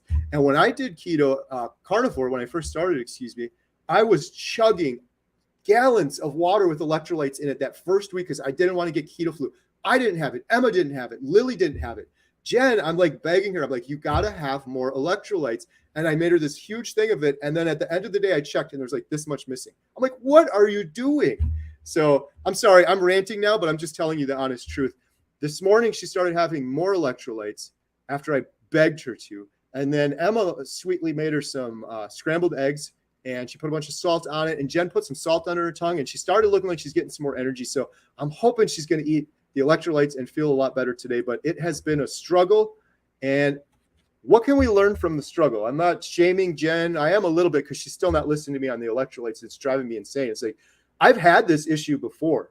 I've done keto on and off. I've had this fatigue and nausea issue before. And it's amazing sometimes when your body gets the electrolytes, it happens so quickly. You start feeling better very quickly. So it's like, what do I got to do? Just have some electrolytes. It's not that hard. Jen, if you're watching, I'm sorry I'm ranting, but you're suffering unnecessarily and you don't have to. Someone said, best advice for transitioning kids 10 to 13 to carnivore. They already see my daughter 16 years and living this way. That's a very tough question. My family, it took 125 days before before my one daughter, Katie, decided to try carnivore. I would start out slow, especially with children. And 10 to 13, there's some smart kids. Start to educate them too, so they know the reasons why they're doing these things. But I would start maybe slow, especially if they're doing the standard American diet. Start with keto first, low carb, keto, and ease them into it. And don't just say, hey, you just do as I do, eat this food, but teach them the reasons why. If it's one of the things like Dr. Barry was saying before, and I've been realizing more, common sense. Look around. I want everyone here. There's 1,055 people on here right now. When you go out into public, look around with your own two eyes and really look around and really think, should this be normal? I was at Costco the other day, and I counted them with Katie. And I wasn't shaming them, and it wasn't just like counting people that were overweight, but I'm like, people that look unhealthy, or they look like a zombie, they look lifeless, they look tired, they look fatigued, they got brain fog, they're arched over, they got aches and pains, and they're sore, and when they step down, it hurts, and they're overweight. None of those things are what the natural human body should look like. Just like Dr. Chafee said before, if you saw an animal in the wild that looks like a human does nowadays, with a big belly hanging out, if you saw a deer with a big belly hanging out and its hair falling out and it was arthritic and it was snoring and it could barely step down and walk, you'd say, my goodness, that animal is sick. That animal is dying. And yet you go to the grocery store and 99% of the people you see have every one of those symptoms. And we start saying in our head, that's normal. It's not normal. So sorry, I'm going on a rant here, but Dr. Barry's point about common sense really struck a chord with me there. Question, 30 days in, no cheats until I had one piece of bread and a pina colada. I'm dragging swollen brain fog for 3 days. Is that even possible? That from a small cheat? Yes, it's all possible. It happens over and over again, Janice. And I'm not shaming you. Congratulations on 30 days. And don't look at this like a failure. My daughter Emma quit after a while and did the same thing you did for a couple of days, and now she's back. And it wasn't a failure. You've learned from this now. You know what's going to happen now. That stuff, the pina colada, the bread, the sugar, that's all inflammation, and your body's so happy without it. And it's like I always say to people, when you do carnivore, this isn't like Weight Watchers. That's a big message I want to get to people. Weight Watchers, you count your calories for a week, and then you're like, oh, I did so good this week. I lost a bunch of weight. I can have a little birthday cake. Maybe on Weight Watchers, and then you can rebound the next day. I don't know. There's arguments against that too. But on carnivore, you can't do that, because now you're kicking yourself out of ketosis. Now it could take you a week to get back into ketosis. Now you might have to suffer through, like Jen is, through the keto flu and the electrolytes and flushing through all the water and headaches and nausea and fatigue and all of that. Ask yourself this, Janice, was it worth it? I think I already know the answer. It wasn't worth it. So, Nia John, so excited to have my two favorite YouTubers. Hello from Appleton, Wisconsin. Day 128 on carnivore. No way. Look at it. There's my little piece of paper with my notes on it. Day 128 on carnivore. We share the same anniversary. Congratulations. You started the same day as me. What a coincidence. Brett says, Dr. Barry saved my life, still working at it, but my type 2 is almost gone. All right, I'm going to go through these. So many great comments. Thank you. I'm so sorry if I missed them, but if you had a question, I'm going to try to hit them all now. Super. Paul Clark, how does the carnivore diet resolve depression issues? I'm not a doctor. I had the worst depression my entire life. My very good friend Sean from Intentional Carnivore, this guy lost 243 pounds. That's amazing, right? No, what's amazing is he got off of his couch in some of the worst, darkest, deepest depression that people can't imagine. You can't imagine how dark of a place that is. He did that and lost 243 pounds. I think what it is a couple things, but the main thing is I think the lack of cholesterol. My entire life, I was scared of meat. I have a heart murmur and a heart issue, and I was told meat is going to clog my arteries. I was told cholesterol is going to kill me. I'm going to have a heart attack, and I'm going to die, and I should avoid meat, and it's demonized. And if you look at the proper human diet, the way humans have been eating since the start of time, like the great Dr. Barry just said, it was meat. It was meat the whole time. And so cholesterol has been so demonized my whole life. I hardly had any of it. And when you don't have cholesterol, your hormones get completely out of balance. And then you start getting anxiety and you start getting depression, and it affects your sleep. Your hormones affect so many things. And so when you start getting that cholesterol back in your body and you start reducing that inflammation, which can cause brain fog and slow your brain down on another level, that depression starts going away. It happened for my friend Sean, and I am a testament to it. This is not hype whatsoever. I have zero depression. I have zero anxiety. This call with Dr. Barry, I wasn't nervous. I was just understanding the gravity and the importance of the situation, but I did not have anxiety. And before this, if I were to do this a year ago, I've said it before, I would have crashed my car into a tree intentionally on the way over here so I could call Dr. Barry. I'm sorry, I'm in a hospital. Can't do this call anymore. I had horrible anxiety. I have none of it. If you guys have anxiety, you deserve to live without anxiety. Life is so much better without anxiety, without depression. You deserve to live a day with zero inflammation in your body. I already got this one from Alia Wells, but I want to shout her out again. She's a YouTuber. She's doing some great work. And like I said, God bless her and all these carnivores. You guys are all amazing with all these super chats. Alia called Lily. Alia was diagnosed with endometriosis. My 18-year-old daughter, Lily, who had open heart surgery and the blood clots and endometriosis, had no one to talk to. Alia took her time out of her day to talk to her, and she's our new best friend. She's welcome over at our house anytime, and we really appreciate her. But all that aside, she's got a really cool YouTube channel as well. She was on my channel last week. Go check out her channel, subscribe to her channel, thank her, support her, because, man, these carnivores are such great people. Someone said, Gabriel, why can't I sleep on carnivore or fasted? And can I go cold turkey and not sleep for a few days? Also, how long will it take me for sleep? That's an unusual one. My sleep has been amazing. One thing I have heard people say is when you go on carnivore and you get rid of that brain fog, that inflammation, all of that stuff, some people get so much energy. This guy's crazy. This guy's hyping everything up. You got so much energy. You're so inspirational. My energy's through the roof. But when it's time to sleep, for one reason or another, I fall right asleep. But I've heard other people say that energy keeps them awake. So, Gabriel, I don't know if that's what's happening for you. Here's my advice. Google Joe Rogan, Matthew Walker, sleep expert. I listened to this guy a couple of years ago, and he gives you a lot of really good advice about how to get into a good sleep routine and how to improve your sleep. And some life-changing advice in there. Another thing I've been doing, let me grab this quick. This is my friend Chad suggested this. Chad is a documentary filmmaker with the BBC. He's one of the documentary filmmakers helping me. The other gentleman's name is Rock. We have a talented team of carnivores, but Chad was telling me, get these things. These are blue light glasses, and Chad says he wears these every night, maybe 2-3 hours before bed. They get rid of the blue light spectrum or whatever. I don't know the science behind it, but he says it's really helped him. It's supposed to, like scientifically, I guess it helps with your melatonin production. And you wear these a couple hours before bed. There's a lot of other things you can do for your sleep routine as well before bed that might help. Hopefully you're not doing caffeine anymore. That's a big one. Stop looking at the devices a couple hours before bed. But man, carnivore sleep is worth the price of admission alone. I sleep like a baby every single night. It never used to be that way. I had insomnia. I had sleep apnea. I'm looking for the next question while you guys are like, shut up and get to the next question already. Hi, Dr. Barry. Got some echoes, no echoes. Man, so many good comments. Someone said, funniest doctor on the internet, could be a stand-up comedian. Yeah, he sure is. He's always got those. He'll throw out some swears here and there, and he's always cracking me up. Dr. Barry's the best. I love it because it's honesty. That's what, if we're trying to pinpoint what makes Dr. Berry so great. Number one, he had to be incredibly brave to do what he's doing. To be a carnivore, all of you carnivores out there, you are all brave because you're going against everything you've ever been told.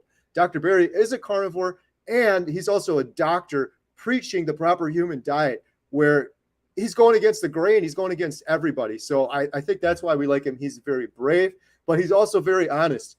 If you look at a lot of the people that are popular on the internet nowadays, they're honest. People just want honesty. They're sick of being lied to their whole lives. And, oh, we don't know what the problem is. Oh, here, maybe try this pill and it'll work. Or there's so much dishonesty out there right now. And common sense, honesty, and telling the truth, Dr. Berry for sure. Question, if you don't have a thyroid, is it safe to do carnivore diet? My wife had her thyroid completely removed due to cancer. I do not know that question, and that's an important one, so I don't want to take a stab at that one. If anyone knows, please leave a comment down below. Otherwise, check out Dr. Berry's live stream. It's every week he's doing one, and Dr. Chafee too. Dr. Chafee's been doing one every week, and so between the two, I'm sure you can get in there and get your question on there. Someone said, two of the biggest advocates in one place. Oh, that's awesome. I don't know if I'd consider myself the biggest well, maybe I'm not the biggest influencer, but the biggest advocate. Yeah, people are telling me to shut up about carnivore around my house. So it was really funny when Dr. Berry was saying, you probably talk about carnivore a lot. Yeah, Dr. Berry, you should ask my family. They're like, enough already. My house, 24 hours a day. I got carnivore content on YouTube channels. I'm listening to podcasts. I'm absorbing all of it. It's a good addiction to have. So I'm just going through here. If you guys have a question, post it. I promise you I will not skip it. And if I miss it, I'll see it at the bottom. While I'm looking for more questions, this person said, my favorite part of doing carnivore is the simplicity. Absolutely. Credo di Cristo. I'm a month and a half into carnivore. How long will it take for psoriasis to clear up? Anyone in here have psoriasis? And no, I don't know the answer to that, but my daughter Lily had a horrible skin condition, HS, and it took her around day 8, half of her HS started clearing up. Now, everyone's different, and HS isn't psoriasis. It's all different. So I don't have the answer to your question, but by day 30, almost all of her, I was like 99% of her HS was cleared up. For other people, I've heard a lot of doctors say, give it 70 days. So you're what, 45 days in? They're like 70 days is kind of a good thing for skin type issues. But I bet you there's someone out of these thousands of people watching here that are in the comments that have a better answer to that question about psoriasis. Please post an answer down below. And maybe you have already because I'm still getting here. Someone said, Carrie, can you move your mic further away from your speaker? I think that was when we were having the audio issues. Question, Carrie, HomesteadHow, what was the medication that was on that appeared to cause the clots? So for Lily, I'm ashamed to say it, but I'm sharing the truth with you. She was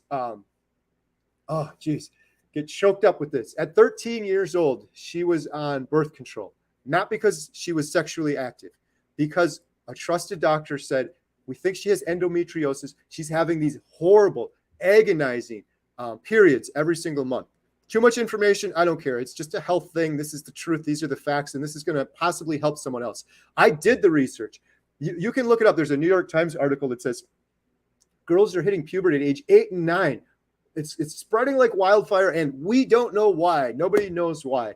But the doctor that prescribed him said, this is going to help. I know it sounds weird, but there's so many kids her age that are having these issues.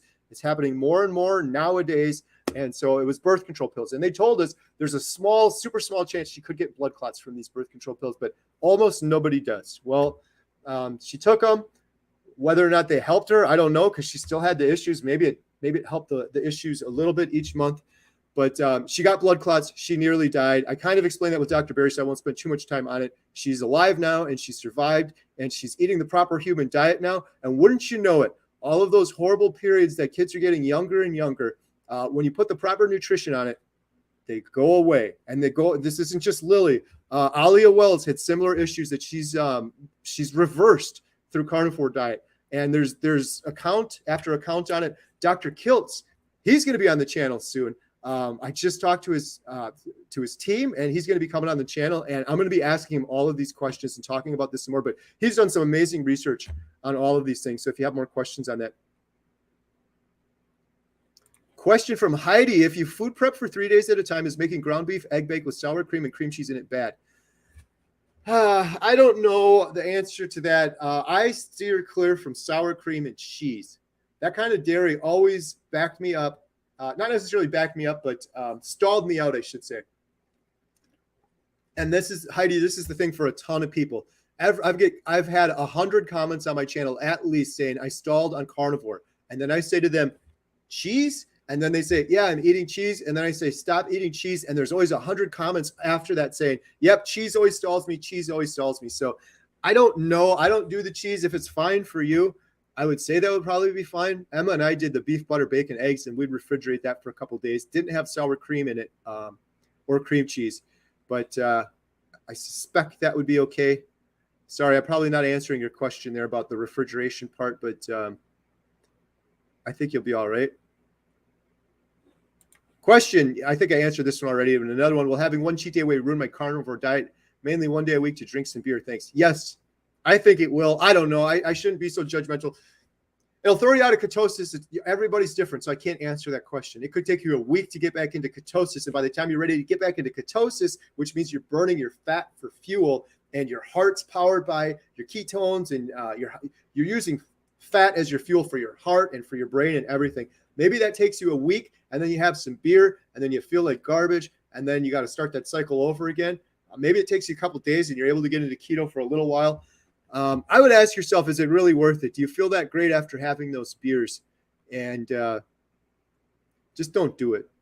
That would be my advice. Just don't do it. I know it's easy for me to say, but question, I'm on day 17. I'm using keto chow drops, and I'm still battling being tired. What can I do to help get rid of that?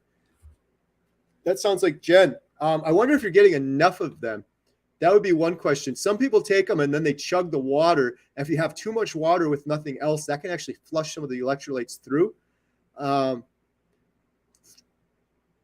Some of it could just, well, day 17, you should starting to feel better. But my wife Jen is feeling the same, and I really think it's from the electrolytes. You could try another electrolyte too. To be honest, I don't know the difference. We started with keto chow, and now we're using the element in our drinks. But oftentimes it's like three things if you're struggling on carnivore: not getting enough electrolytes, not getting enough fat. That could be a question. Justin, are you eating enough fatty cuts of meat? Try to increase that. If you're not, if you think you're not, maybe you're just having some chicken and strip steaks or something, and see how that helps you out. I bet you that'll help you if it's one of those two things. Make sure you're drinking enough water too, but not too much that you're flushing out all of those electrolytes. Yes, someone else said the same. When I feel tired, I eat some more fat. That's a good one for sure. I don't know what this question is. Rick, you plan on a carniversary? Oh, I think that was for someone else. Carrie, you look much younger now. Thank you so much. I get that a lot. As Dr. Barry said, I don't look younger. I look the proper age for a 42-year-old. I like how he said that. I never thought about it that way. So my friend, I'm going to keep showing him because I love this guy.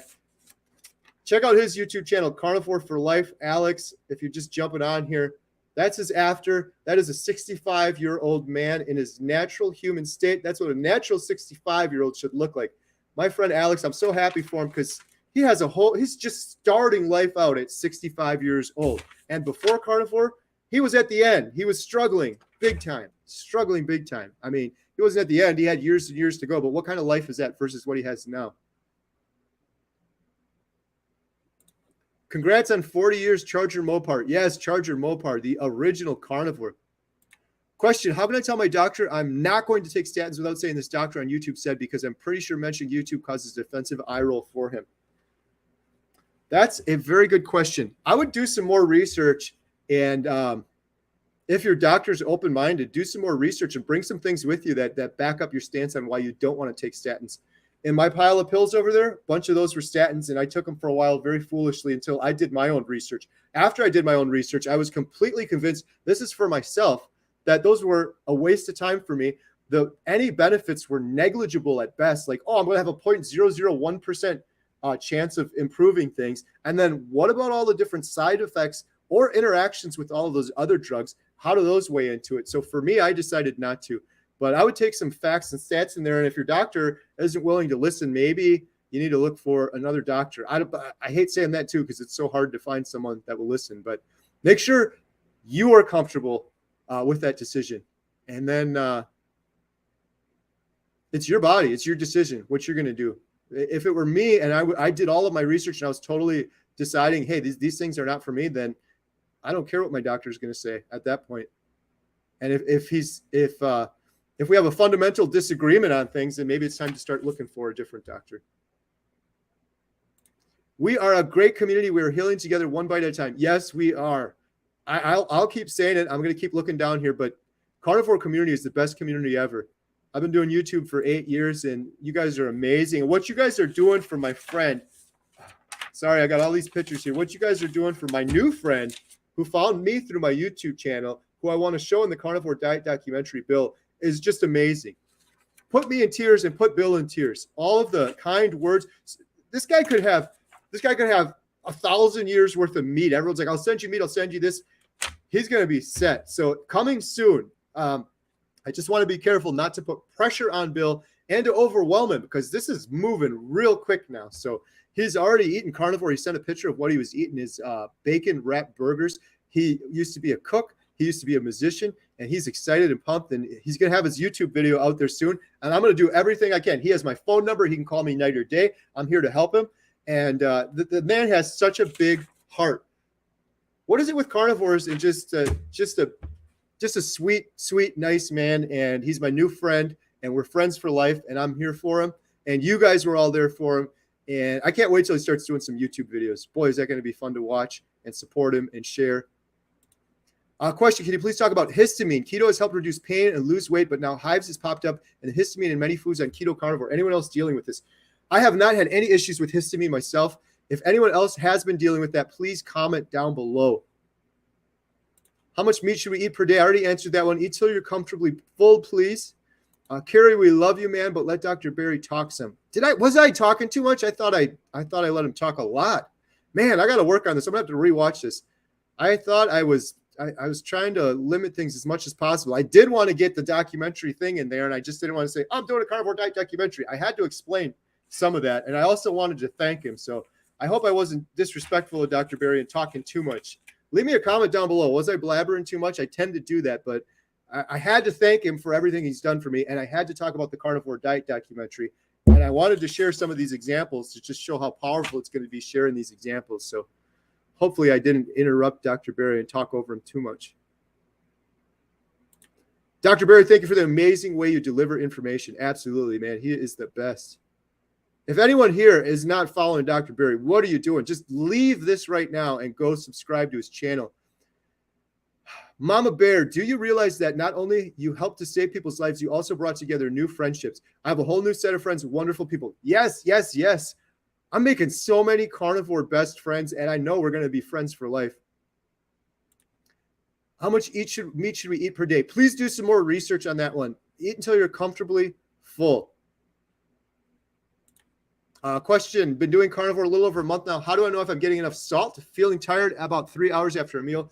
Fatty meat, salt, beef tallow, not sure the reason. Your body will start switching.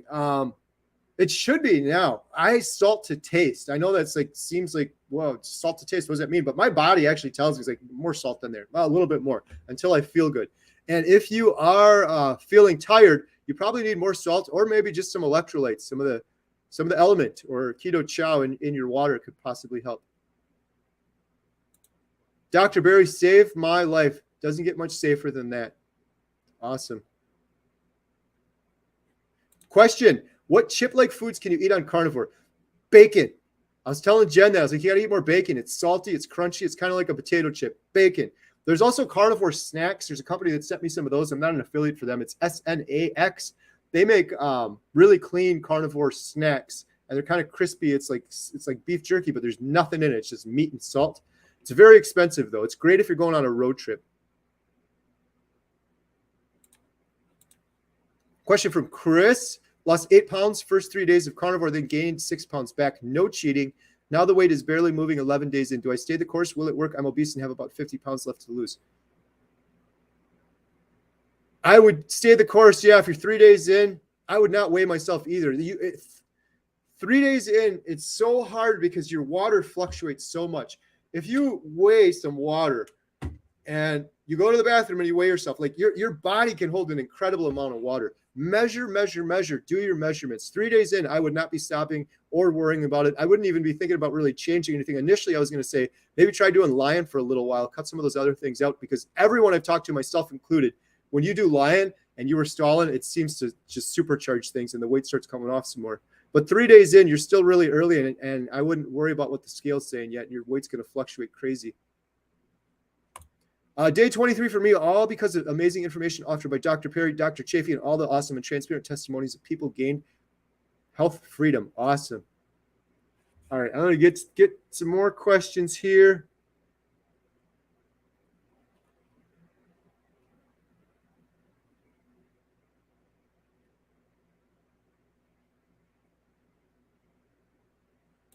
Arthur, always leaving a good question. Oh, I'm sorry. This one looks like it might be a Dr. Barry one. My health and weight is great, but my kidney EGFR 56 levels aren't. Doing strict lion diet now. Will spices, seasoning, no sugar stop kidneys from improving, or must I quit those? Can someone else answer for Arthur here? Maybe someone else knows. I'm sorry, Arthur. I don't know the question. I wish I did, because you're always so kind in the comments and leaving great comments. I'm sure someone else down there might have an answer for you. I wish I could have got to that one when Dr. Barry was still on. I got to show Addicted Pauls one more time. My goodness, it's got to be the biggest. Is that the biggest super chat ever? $200. I'm just thinking, like, that's a huge amount of the travel expense I'm going to need to start interviewing these people.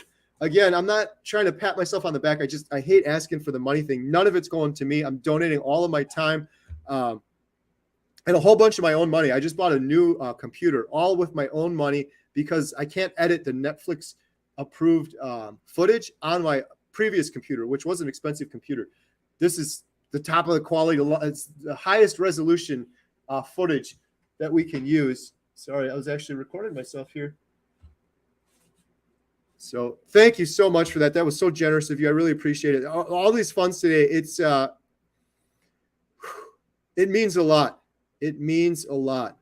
And not for me, but for my mission in life. And it means a lot because we're going to help more. We're going to reach more bills. We're going to reach so many more bills. And not just reach them, but give them the example they need and make sure they're not hopeless anymore. That's it. We're not telling them do carnivore. You got to do this. You got to do that. Here's the example. You want to do it, go for it. And then what's going to happen with Bill? Imagine how many people Bill is going to inspire with his YouTube channel. I can't wrap my brain around it. You can't wrap your brain around it. It's just like, it's like planting little seeds everywhere, and they start sprouting up, and then there's more seeds around those flowers, and then more seeds around those. And imagine that. It's just going to keep spreading. And then eventually we're going to get to a point, like Dr. Barry was saying, where this is just like, duh, why are we all poisoning ourselves with sugar and processed food and seed oils and garbage? And oh, maybe that's why everyone's walking around miserable. Question. I've heard of other health experts say that fiber helps control or reduce insulin resistance. Is there any truth to that? I personally don't think so. Dr. Barry probably could answer this, of course, way better than I could. But I think fiber is a joke. I get the question all the time about fiber this, fiber that. You're going to suffer on carnivore because you don't have fiber. And I am on day 128, had no fiber issues. I don't know the answer to your question, though. If anyone else does, please leave a comment down below. Of course, I'm not a doctor, but if you have any questions on lion or carnivore or an individual doing it, in my experience, I'll be happy to answer those best I can. I also have another live stream tonight playing Sound of Freedom tonight. It's going to be crazy. I've had so many phone calls for that. I'm going to jump up on the stage before the movie. It'll be on the YouTube channel. I want to say a few words. I've been so touched lately. A bunch of people donated. We have 71 tickets, $355 worth of tickets donated for other people to watch the movie for free that may be struggling financially. And it's just, I want to shout out those people, and they wanted to remain anonymous, but I want to at least thank them and just say, what an amazing, what some amazing people we have out there. I've lost 43 pounds on carnivore. It's been 3 months, a few cheat days sprinkled in. Also, still drink zero sugar drinks. Anyone else on the same boat? Oh, cool. That's a question for other people. I don't drink zero sugar drinks. I used to drink those ice drinks, and I swear those things cause so much inflammation in my body. I was hooked on them too, which is crazy because there's no caffeine, there's no sugar. It's just some artificial stuff in there.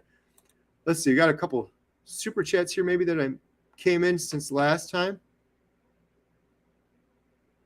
Oh, we got a couple super chats. Sarah asked, is dairy, is cheese, sour cream okay in carnivore? I think I answered that, but thank you. It stalls so many people out. Is it okay for a few people? Yes, but it stalls so many people out. So for me, no go.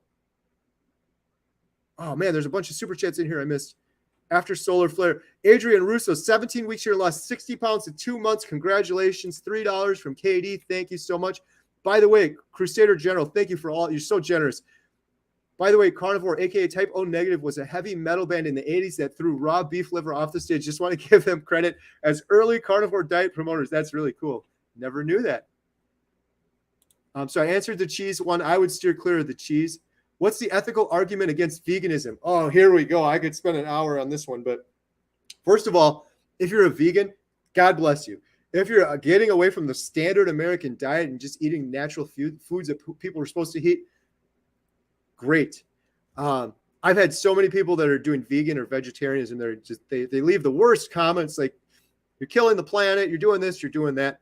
My argument against veganism is, you guys can look this up. I've said it a couple times on here, so I'll make it quick, but 67 million birds died last year per the EPA. Google it right now. You can see it. I'm not making this up. From pesticide poisoning. Growing plants kills whole ecosystems of animals. And I just mentioned 67 million birds that died from plants and pesticides on those plants. That doesn't count all of the deer and the fox and the rabbits and the squirrels that also died. And it doesn't count for all the downstream effects. And so there's a lot of damage being a veganism. I truly believe if you want to live on this earth as a human and you want to survive and be alive, you want to eat something, something else is going to die. I don't care how compassionate of a vegan or vegetarian you are, other animals are going to die. And I really believe that carnivore is the most compassionate diet. I have one cow. It's a grass-fed cow. It has a great life. It's right down the road for me. I drive past him every day. They're eating in a natural grass field. They're not putting fertilizers and chemicals and all this garbage in the field. The cow eats the grass, and then they move the cow to another field that eats the grass grows back in, and then I eat the cow. And I get 400 meals from that one cow. If I was a vegan and I would go eat a salad at night, which I kind of used to do when I was on keto, I would have all sorts of vegetables in there. And how many animals had to die? How many ecosystems were damaged because of it? There's so much misinformation out there too about, oh, the cows are putting such a strain on the system and all of this. But you know what I do? I look with my own two eyes and what I see.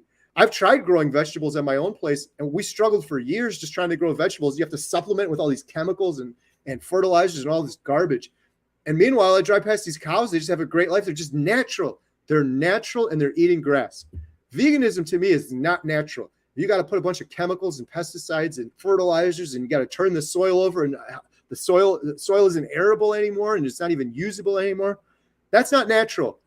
So that's my argument against veganism. But I would rather argue against the standard American diet. If people are trying to get away from eating sugar and processed garbage, more power to them. The problem that I've seen with vegans, the ones that I know, they're compassionate. So I love them for that.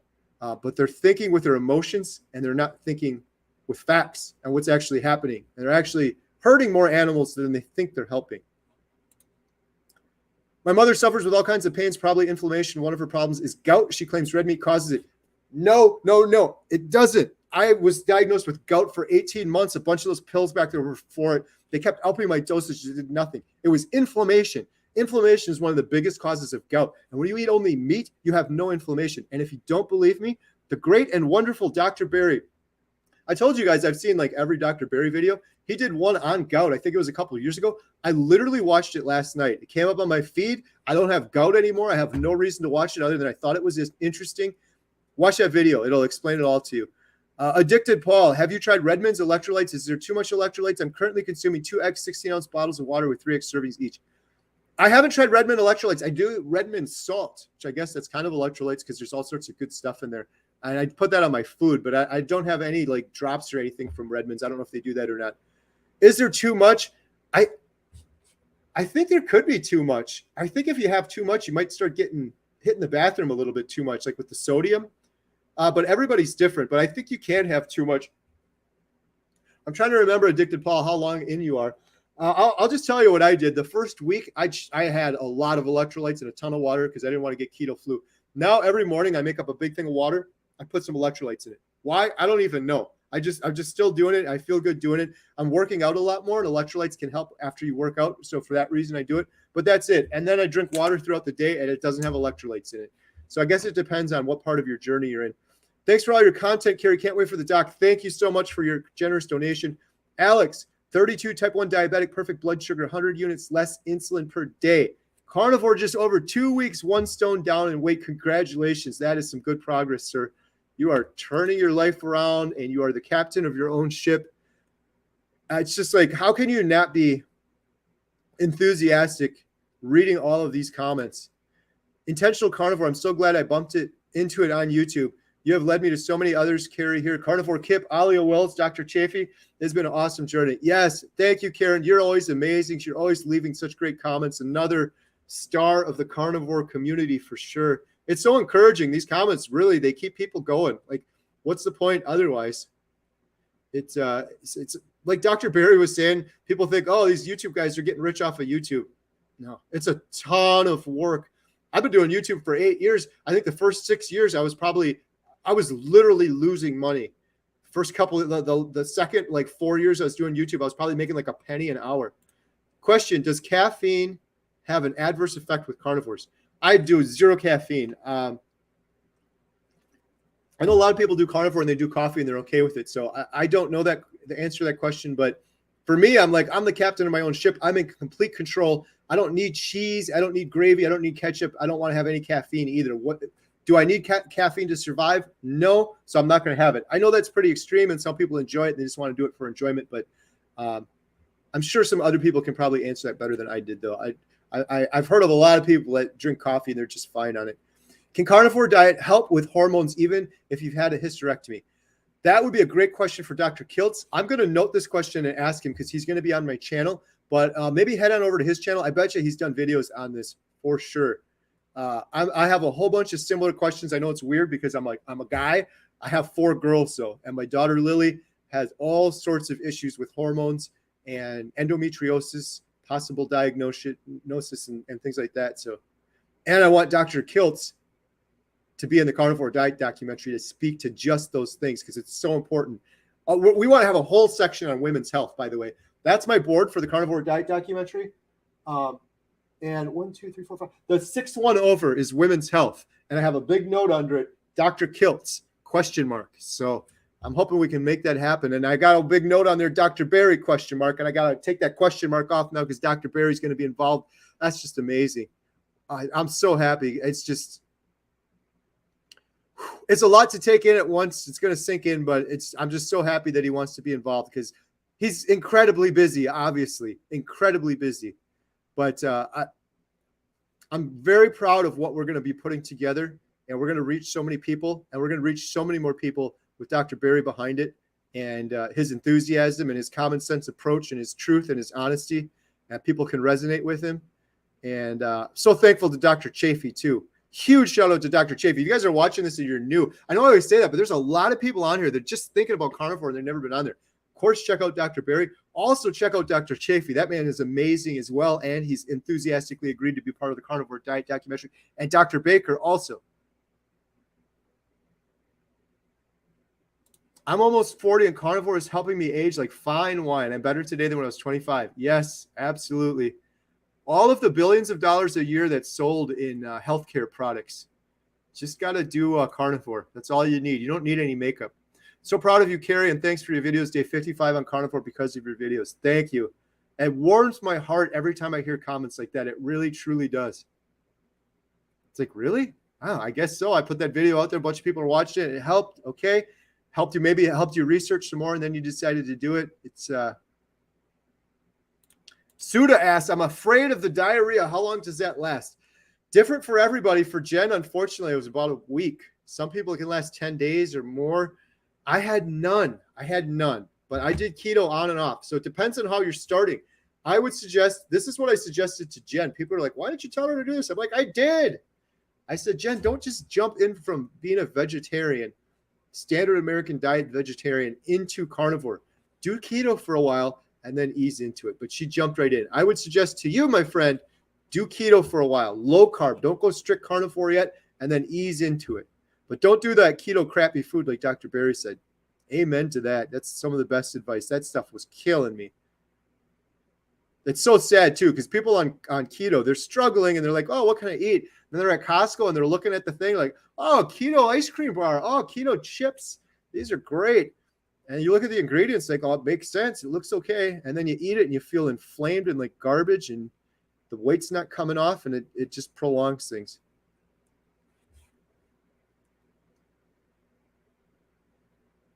Alia, thank you so much. Alia used to be a fundraiser, and the other super chat or the other live stream I did with her was we raised more funds than ever. And it wasn't our intention. She didn't say, oh, we're going to do this. She didn't even tell me she was fundraising. Right in the beginning of the call, she's like, I'm going to just start fundraising. I used to do this. Thank you so much, Alia. Honestly, seriously, genuinely, you're going to be a big part of getting this thing done. In my mind, this documentary is getting done no matter what. But without the proper budget, it's just going to take forever. It could take years. And now that the budget's coming in, that time frame is going down and we can start shooting way quicker. So it's exciting. Thank you so much, Alia. You're the best. We had this question a couple times. Carnivore help with hormones for someone with a hysterectomy? Yeah, I keep seeing that question. I think I answered it. Dr. Kiltz would be the good one. I'm sorry we didn't get to that one in time for Dr. Berry, but Dr. Kiltz is going to be on my channel. The man himself, Intentional Carnivore, 100%, and have a check for Dr. Berry now. Dr. Berry is the man. Sean, thank you. Everyone check out Intentional Carnivore if you're not familiar with what the heck I'm talking about right now. Sean, I showed you earlier, 243 pounds before and after, and he's lost more weight since then, overcome so much. Inspiration. Talk about throwing a boulder into the ocean and making some waves ripple out. This man is changing people's lives. Intentional Carnivore, huge part of the carnivore diet documentary.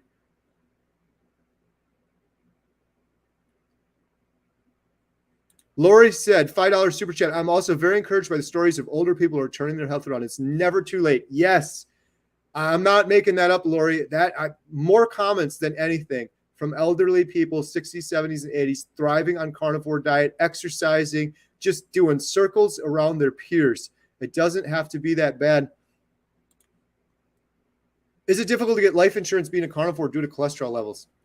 That is a question I never heard, and I thought I heard everyone. Don't know the answer to that one. I don't know. Anyone else have a comment down below on that one? I'm not sure. It's tricky because sometimes your cholesterol levels go up, but there's a lot of nuance to that. And when you really dig into it and look at all of the factors that affect your cholesterol, most people on carnivore are doing just fine. 75-year-old carnivore, 1 year down 45 pounds. Congratulations, Margot. I love to hear that. It's so great to hear that.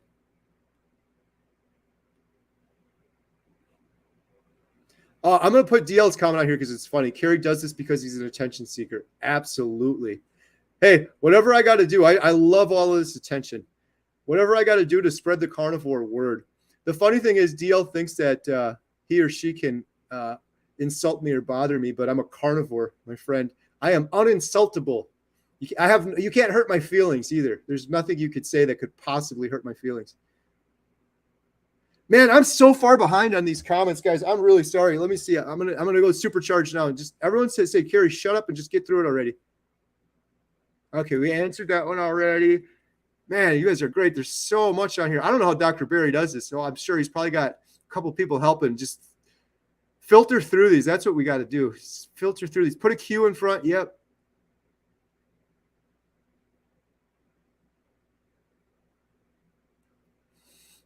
That's awesome. Sean, sorry, buddy. I'm so far behind.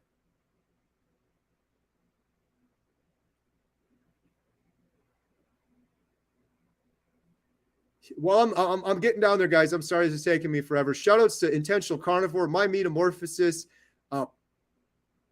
PR Mike, thank you so much.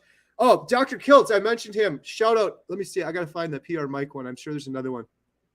P. Raw Imel Mike. I always screw up your name, buddy. I'm really sorry. Mike went out of his way to talk to Dr. Kiltz about the carnivore diet documentary. And I'm looking for more questions while I'm chattering again here. And Dr. Kiltz messaged me immediately. And thank you so much, Mike. You are the best. You're always leaving great comments and some great feedback and ideas for the documentary, all of which we're accounting for in the documentary.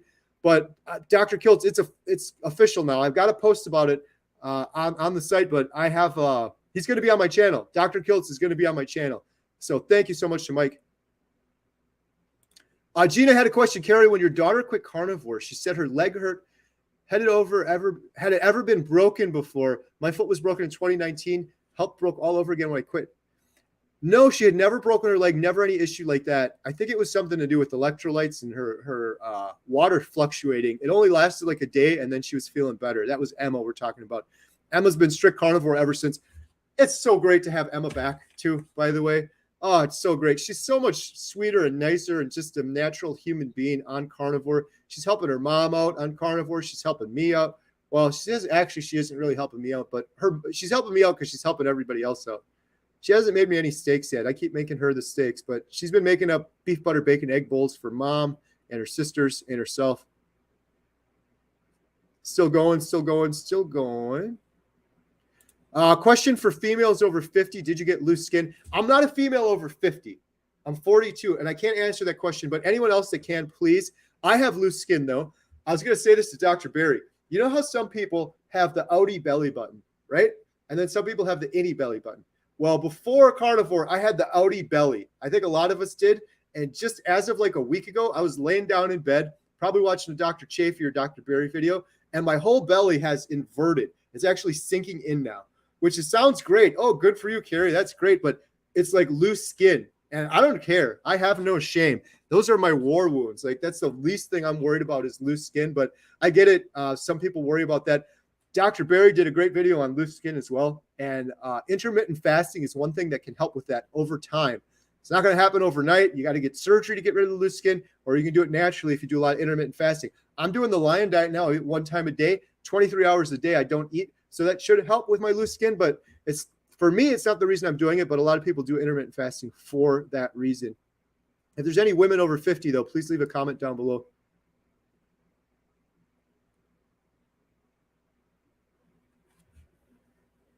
Questions.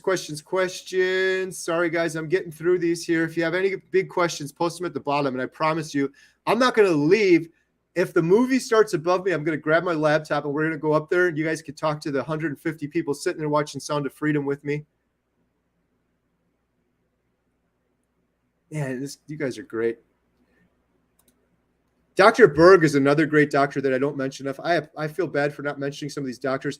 I always just talk about Dr. Barry and Dr. Chafee so much because those were the guys I found first. I've done quite a few videos with Dr. Chafee too, and that man is a genius, next level human. Dr. Barry too. There's something about him that you observe with your own 2 eyes. Observe. The carnivore is like the next level human. How long can it take to heal from 30 years IBS and 20 years hypothyroidism? I've been carnivore for 2 months and have not lost any weight yet. My IBS cleared up within the first 30 days. I'd say around day 25 or so, maybe even sooner. It's really hard for me to say because so many things were changing. Everybody's different, so I don't know the answer to that question. You're not losing any weight. It depends on how much weight you have to lose. Ask yourself this. Are you doing very, very strict carnivore? And maybe if you're stalling out, you've been doing this for 2 months and you are strict carnivore, how hard would it be for you to go from carnivore to lion for a couple of days? For me, it was easy because I'm like, every now and then I'll have bacon and eggs, but otherwise I pretty much just eat beef. So a lot of people that go on just lion, they see the weight go down, which is what you commented, and maybe that'll help with some of the other issues. Perhaps there's something in there that you're still eating that's causing some inflammatory response. It's hard to know the answer without learning a little bit more. Mr. Diaz, 1999 super chat. Thank you. Someone said, I love how Dr. Barry says he's involved with the change. He acknowledges that you still have to make the change happen. Yes. I also love this about Dr. Barry and Dr. Chafee. These men are so generous with their time. Fact, use your own 2 eyes. Like I keep saying, that's going to be my next YouTube video, maybe is use your own 2 eyes. Dr. Barry has been on so many smaller YouTube channels where there's frankly, honestly, there's not much in it for him for Dr. Barry to go on a YouTube channel that just has a couple hundred subscribers. And he does it over and over again because he's on a mission. And anywhere he can spread the word, he will. He is so generous with his time. I'm so thankful that he was here. And Dr. Chafee's the same. All these guys are great. Where am I at now, guys? Oh, geez, I'm still at 3 o'clock. I'm really sorry. I got to get someone to help me with this. Let's see. Jen, that's my wife, Jen. I create crafts. Thank you. She was helping with some moderation, but I don't know if she was able to stay around here the whole time. Hopefully, honey, you're feeling well. Here's Mike, my friend Mike. Carrie, I think you're getting lighting equipment soon with your super chat. You are absolutely right, Mike. I'm getting Dr. Kiltz on the channel thanks to you, and we're getting lighting equipment soon, very soon. Absolutely. I can't even do the math on here. This was crazy. This was the most super chats ever. I was kind of expecting this to be busy because of Dr. Barry. I'm just thankful to have Dr. Barry on and that he's yes to the carnivore diet documentary. That's amazing. It's amazing what's happened. We have a team of carnivores. Dr. Chafee, Dr. Baker, Dr. Barry, possibly Dr. Kiltz. All these carnivores working together. Yourself included, Mike. Thank you so much for all of your help, all of your nice comments, and getting Dr. Kiltz on board for me and hooking that up. Amazing. He was on my list, and I was going to reach out to him, and you made it happen for me. And I can't wait to just talk to him. All of this stuff aside, just to talk to him about Lily for sure. Question, will the documentary be available in other countries I live in Germany? Absolutely. I hope so. It's hard for me to say this far in advance, but my goal is to reach millions of people. That's my only goal with this, is to reach as many people as possible. Now, if we put it on like Netflix and they're like, oh, you can only do this country or that country, but then we can put it on another one where it was more countries. We're going to pick wherever we can get the most reach. I think a lot of times what happens too is documentaries will have a run on one of these sites, depending on the agreement they get with the site. And then after a year or something, it ends up going to some other sites where it will be accessible to everybody. I don't know the answer to that question now, but my goal is to get it out to as many people as possible. $50 Bishop's Deep Learning. Thank you so much. It's so generous. Get her done for sure. We are. I've been making so much progress on the doc. Doc, we all love you. And Nisha, thank you for saving us. Nisha's awesome too. If you guys haven't checked out Nisha, they both have separate channels. Kathy Title, $50. I think I got that one already, but absolutely. Thank you so much. I'm going to be here forever. I got to go quicker, guys. I'm sorry here. You guys are like, shut up and go. Should I just go to the bottom and go back? I don't know how to do this. I'm at 3:08 still, so I'm an hour behind. Someone asked, what is your vision for the documentary? If you conceived a concept, will you be traveling? Yes, yes, and yes. So the vision is there's a couple parts to this. The main thing is this, all of this. I want these amazing life-changing examples, not just in obesity, to be out there for the whole world to see. That's the biggest part of the documentary. There's lots of other little intricacies woven into it. I'm going to also have my own personal story in there. I don't want to be in the documentary, but for budget purposes and for filming, we have to have some sort of hook and something that's woven through it. So a little bit of it is going to be about me and me going on my own journey and my daughter Lily, who almost died. And then we go into these examples from other people. And I will be traveling. The goal is to interview each of these people that are going to be involved, including we have over 150 people. Let me switch this real quick. If you go to carnivoredietmovie.com, which is at the bottom of the screen now, you can register to participate. So these are just a few people. I'm hoping to have a lot of people in, and a lot of people have registered, and we're going through all those people. We're continually looking through them, trying to find more people that want to share their examples. So it's sharing their examples. It's traveling to them, talking to them. It's going on a journey, basically to ask the question, like, so many of us think it's normal that you go to a grocery store, 99% of the people are unhealthy and they're sick and they have all these health ailments, and it's not normal. And what is the normal thing? The proper human diet, eating the natural food that humans have been eating since the start of time. And if people take nothing else away from the documentary, it's not, oh, go eat carnivore. It's nutrition plays a role in so many of our health issues, and nobody knows that. I didn't know it when I got all of these pills, and the doctors aren't telling it to us. And we're going in and we're getting treated with medication that we don't need when nutrition is the answer. So if they take nothing else away from it, it's that. But the main point is sharing these examples of carnivore diet from real people and inspiring people that are hopeless, come across this documentary and they're overweight or they have skin issues, and showing them examples that it doesn't have to be this way.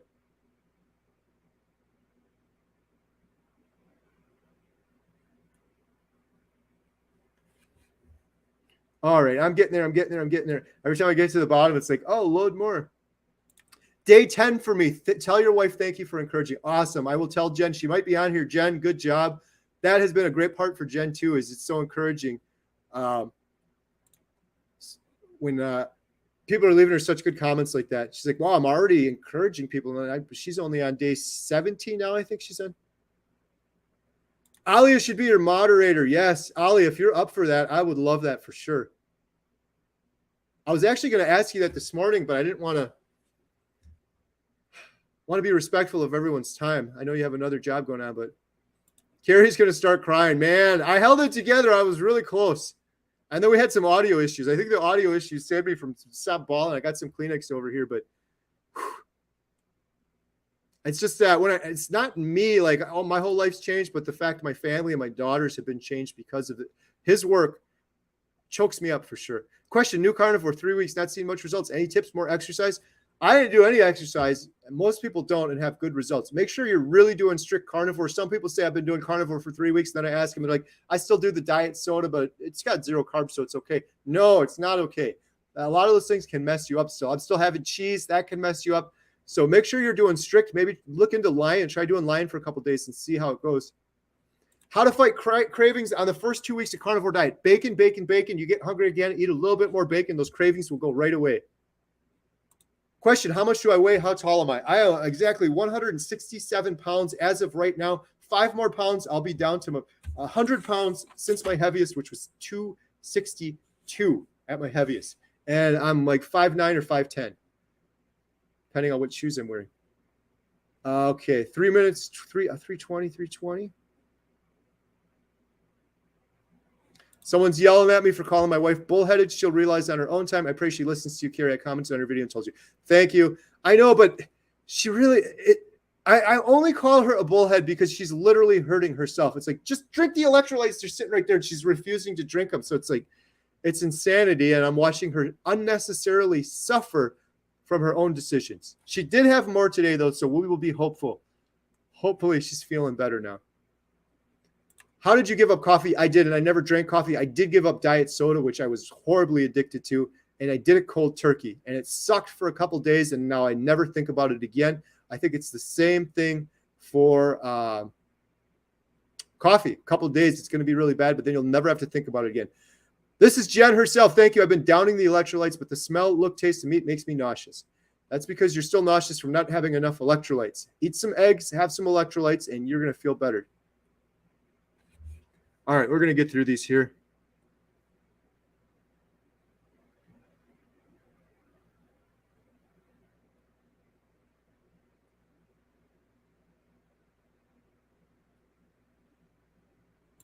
Question, how many pull-ups can you do now?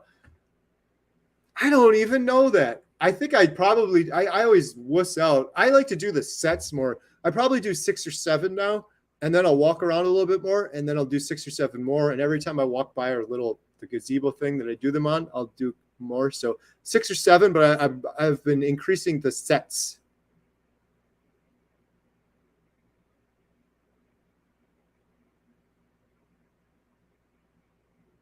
Someone asked if I plan to do my blood work. Your number should be great, but to show proof. Yes, absolutely. And I'm going to share it all, good or bad or whatever it is. And I'm going to do the proper blood work. Amanda from Carnivorous Me gave me some really good advice on the blood test you should do. There's a lot of nuance to those blood tests. Some people just look at the LDL numbers and that's all they look at. And there's nuance to that. So I will be doing all of that. I was told it's best to wait till you're 6 months on carnivore. Maybe that's wrong. I don't know, but that was my plan. Maybe I'll do it sooner. Kimberly Lane, hey, thank you so much. The sleep guy is Matthew Walker. Walker. Matthew Walker. He's amazing. Yeah, here we go. He was on Joe Rogan. He was on a bunch of other sites as well. Probably has his own YouTube channel too.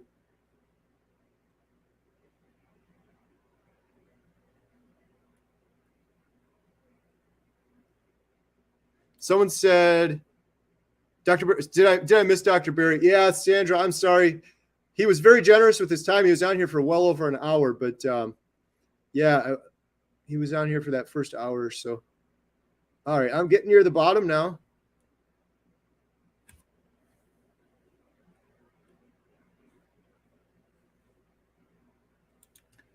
Question, have you only eaten beef or would you eat venison or lamb too? I'm on day 6 into carnivore, starting with BBE to begin with. Only beef for me, but I would eat any ruminant animal, I should say. I just haven't had the opportunity to. Every time if I go to Costco, I see some lamb, I always think about buying it, but I've never cooked it or prepared it. That's the only reason I haven't. Otherwise, I would, but I just like beef too. So I'm like, we'll just keep going with that. And I get a lot of grass-fed beef from my neighbors, so.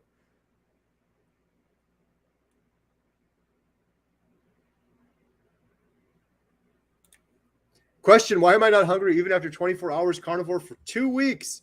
Hey, when you eat a lot of fatty meat, it fills you up. And sometimes that happens. Depends on how much body fat you have as well, because your body's going to burn that body fat for fuel. It's amazing. When you have a lot of body fat, you can go a long time without being hungry or eating, and you're just fine because your body burns that fat off.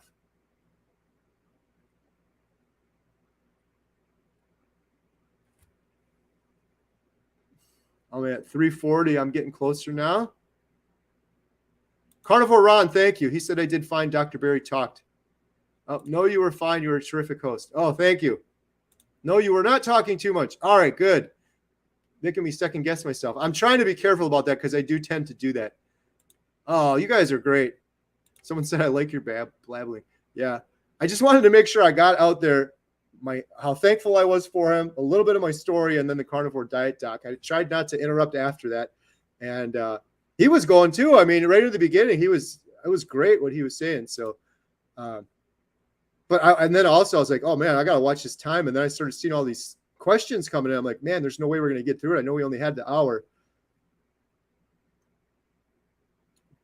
I'm going through right now looking for any more questions.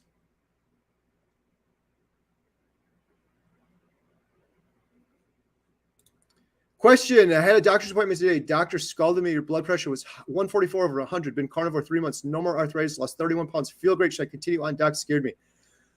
You know, a lot of times you go to get your blood pressure taken, you're nervous. You're in a different environment. I wonder, have you checked your blood pressure a couple of times since then?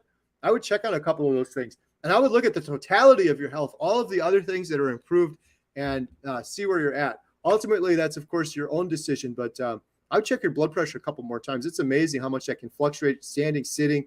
Oftentimes, they'll just do it one time real quick, and it's like you're sitting there nervous, and you're wondering, you're thinking in your head, I've been doing carnivore 3 months. I bet you it's going to be bad, and then you get nervous and think about it. So Carnivore Ron with some of the greatest advice of the day. Don't live your life in fear. Absolutely. As a carnivore, I don't do that anymore. I will never make a decision based on fear.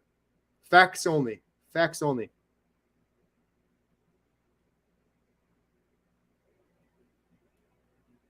Yeah.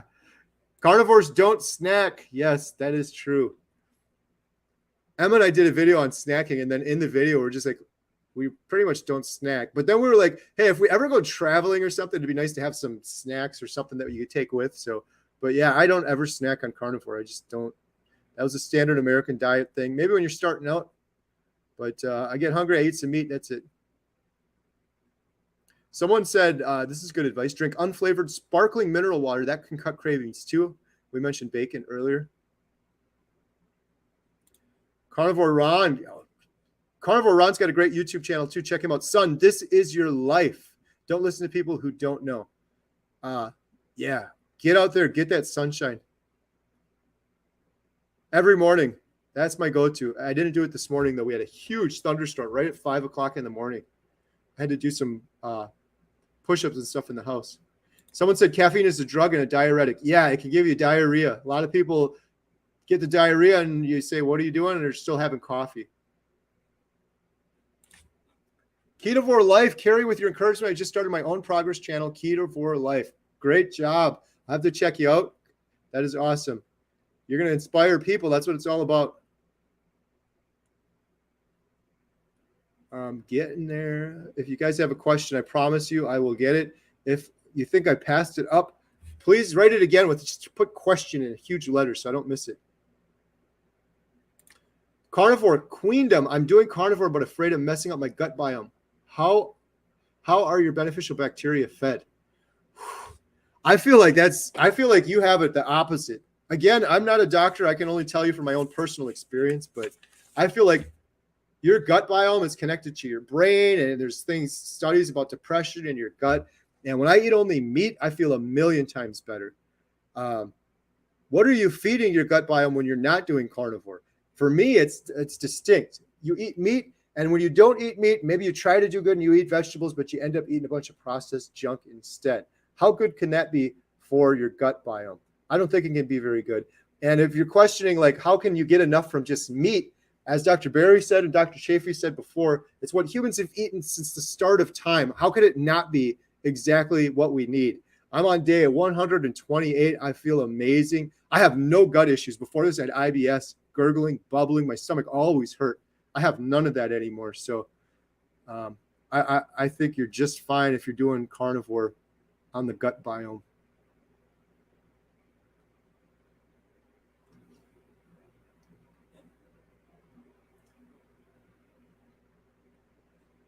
Question, I've been doing ketovore for 2 months now and haven't lost a single pound. Any tips? What are you eating on ketovore? That's the biggest question. There are certain foods that really are crazy. It baffles my mind sometimes because I did keto, I guess you could call it ketovore for a long time. And sometimes I would be eating so strict, low calorie, low carb veg, a little bit of salad here or there, and I would not lose any weight. And over years, I learned what it was from. For me, it was the cheese. I know I mentioned this before, but some of the dairies were stalling me. So maybe that's something to look into. Really depends on what you're eating.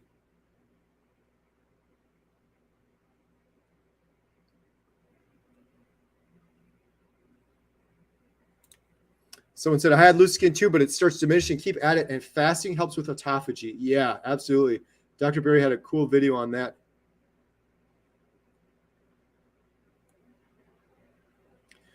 How much fat per day should I eat? I just started carnivore. This is always a tough question. I don't measure anything. If I were just starting carnivore like you, I would be eating a ribeye. Ribeye has a good amount of fat, and you got to eat a lot of that fat. You can't just pick it off and throw it out. If it's too like rubbery and you don't like the texture, cut it up, fry it in the air fryer or something like that. But I've never measured anything. My best advice is probably more than you think. So if I had like a strip steak or something, I would dip that in some butter when I was starting out on carnivore, lots of egg yolks, probably more than you think. Mona, $10. Thank you so much. I got up in weight with bacon. Is that common? I've already stopped dairy products and have been doing BBBE only, but weight not going down much, only 12 pounds in 44 days. Am I expecting too much too soon? Everyone's different, so it's so hard to say. I would say check your bacon. I know a lot of people that just they do a decent amount of bacon and they're just fine and they're still losing the weight. Everybody is, of course, different. One of the things that is also different is bacon.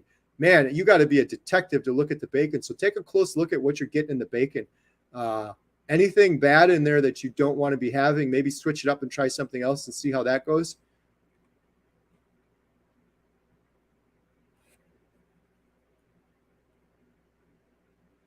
Someone said, check out Kelly Hogan. She is awesome too. I don't think she's over 50, but she's another great resource. She's the best. Yeah, I've watched a lot of her videos too. Someone says, I work with Dr. Perry. He does not stop. I know. I just everywhere. He was just getting off a call when he went on mine, and I'm sure he's on another call right now, and then another one, and another one, and another one. 2.7 million subscribers that man has, putting out just amazing videos. And that's a carnivore for you. You get the work done of 3 men. I'm getting the work done of 3 of my former self easily.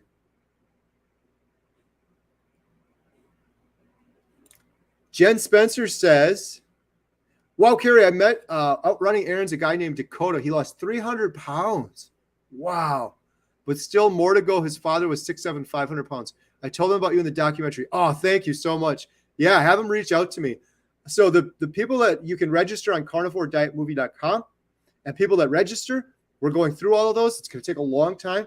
And then a lot of people I end up inviting over to YouTube. And then that's like a good sort of rehearsal for the documentary. We can hear your story, share your story, inspire some people, and see if you'll be a good fit for the documentary. I wish we could fit everybody in the documentary, but that's not the goal. The goal of the documentary is to keep it entertaining and keep people engaged. So it's going to be a tough balance. And unfortunately, not everyone that is registering, of course, there's over 150 people that are going to be able to be in it.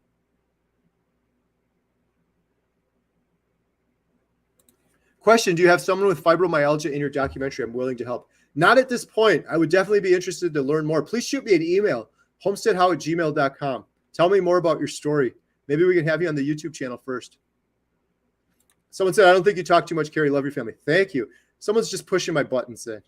Person before was like, you got to let Dr. Barry talk. I was like, geez, I thought I was. I just had to say, a little bit. Question: if carnivore is a natural human diet, why do we need to add electrolytes? I don't think we need to necessarily add electrolytes in every case. I think Dr. Chafee isn't a big fan of them. Maybe I'm getting that wrong. I think if you look at all of human time, right now is a smidgen of that. This was all of human time. I don't think we needed electrolytes. I think you would get them a lot more in the water we would drink or in the food that we would eat. I think a lot of that is processed out of the food and filtered out of the water. And so we're not getting it like we used to in years past. So I think too, some people need it because they're not eating some of like the organ meats and things like that. And if they were to eat those things, maybe they wouldn't need them as much.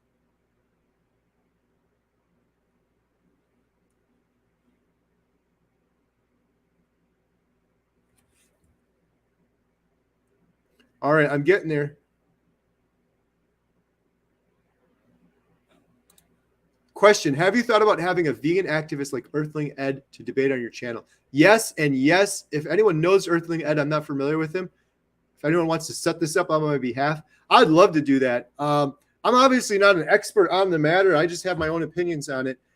I'm kind of interested in doing it. And then I don't want to detract from the carnivore diet documentary. You guys are probably like, shouldn't you be working on this documentary? Why are you doing this YouTube stuff? All of this YouTube stuff you see me doing, including all of this right now, is feeding into this documentary.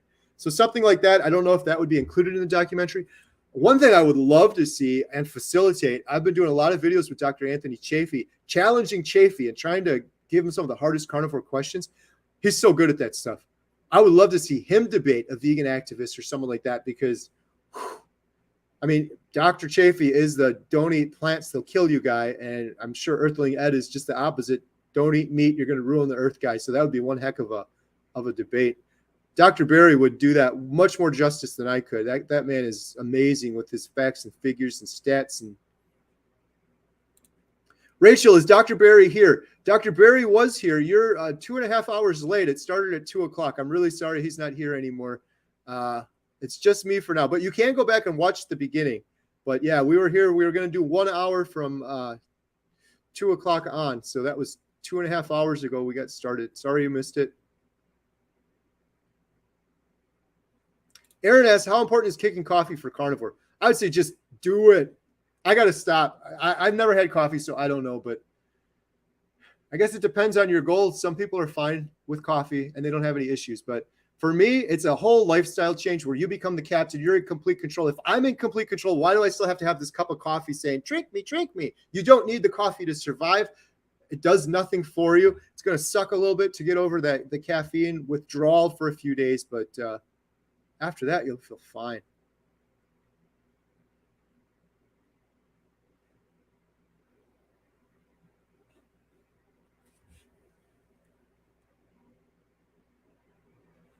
Someone said Dr. Kiltz is so positive. Yeah, he's great, isn't he? Every carnivore is great. Every carnivore is great. Someone said, how's my dear wife? She's okay. She's struggling a little bit. She's drinking more electrolytes today, and I know that's going to help her if she drinks enough of them. Someone said, is it okay to eat a burger patty that has 6 grams of carbs when I'm unable to get any other kind of meat? Will it ruin my carnivore diet? Why does it have 6 grams of carbs in it? That's a lot for a burger patty. On my burgers, I get it like there's like nothing. But if that's all you're able to get, well, it's certainly, what's the alternative? If that is truly all you can get, what is the alternative? It's got to be better than the alternative. So I would say yes, do it. A lot of people are okay if they stay under 20 carbs a day. That's like ketogenic diet. Most people say stay under 20 carbs a day. So if you had 3 of those, you'd only be at 18. So you should be okay. It depends on what your goals are. A lot of people are doing carnivore diet for other issues, not just weight loss. Get rid of depression, anxiety, skin issues. So I think you'll be okay. If that's your only alternative, you ask yourself, what else would there be? Someone said Dr. Chafee would tear them up. Yeah, for sure. I don't think they would do it either. Someone said still going, Carrie. Yeah, we're almost to the bottom. Still here, Mike. Thank you. You guys are awesome. Someone said, how come your streams from the theater are pixelated? From elsewhere, video quality is much better. Is that true? I didn't notice that. It looks clear on my side. I've actually spent a whole bunch of time. I ran an Ethernet cable in here. There's no one else in the building. So I specifically came here with the Ethernet cable so I'd have the best no lag internet whatsoever.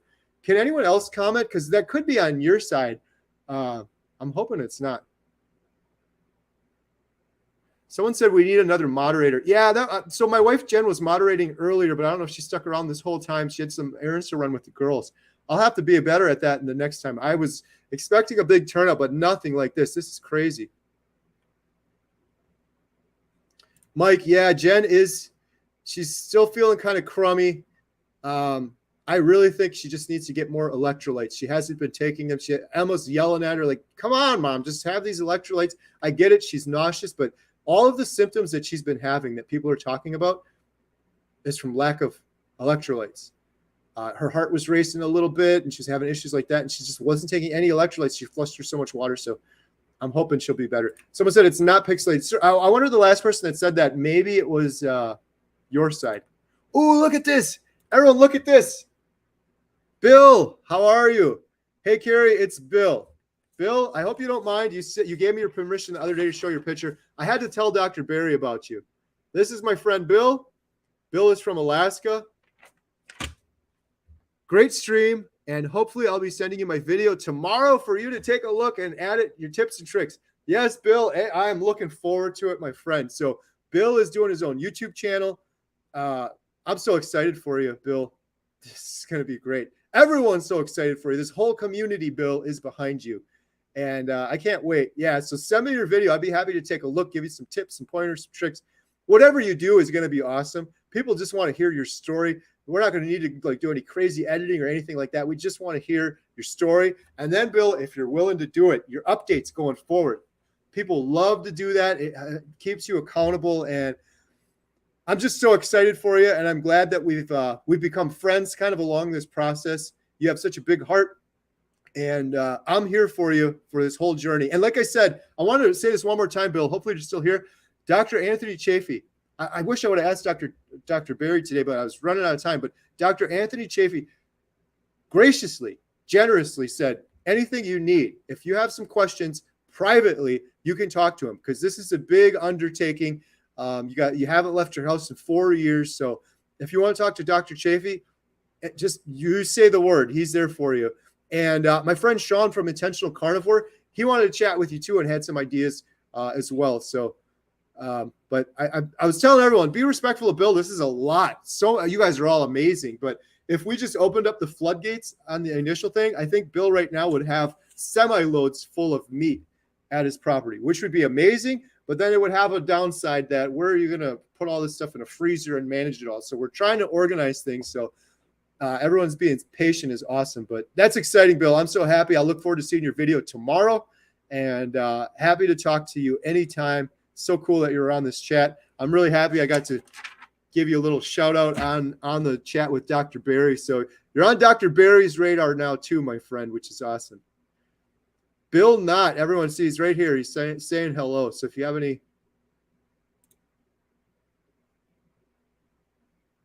we're going to get flooded with some Bill comments now too, which is great.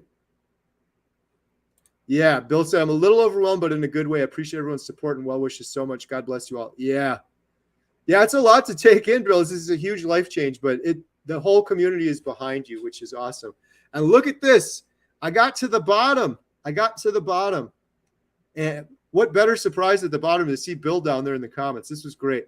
Oh, my goodness. Whoo. This has been crazy. 4:38. So we've been going 2 hours and 40 minutes. I got to get upstairs and get the movie theater projector going for our movie tonight. Thank you, everybody, so much. Huge thank you to Dr. Barry and everyone here. Please, please, please.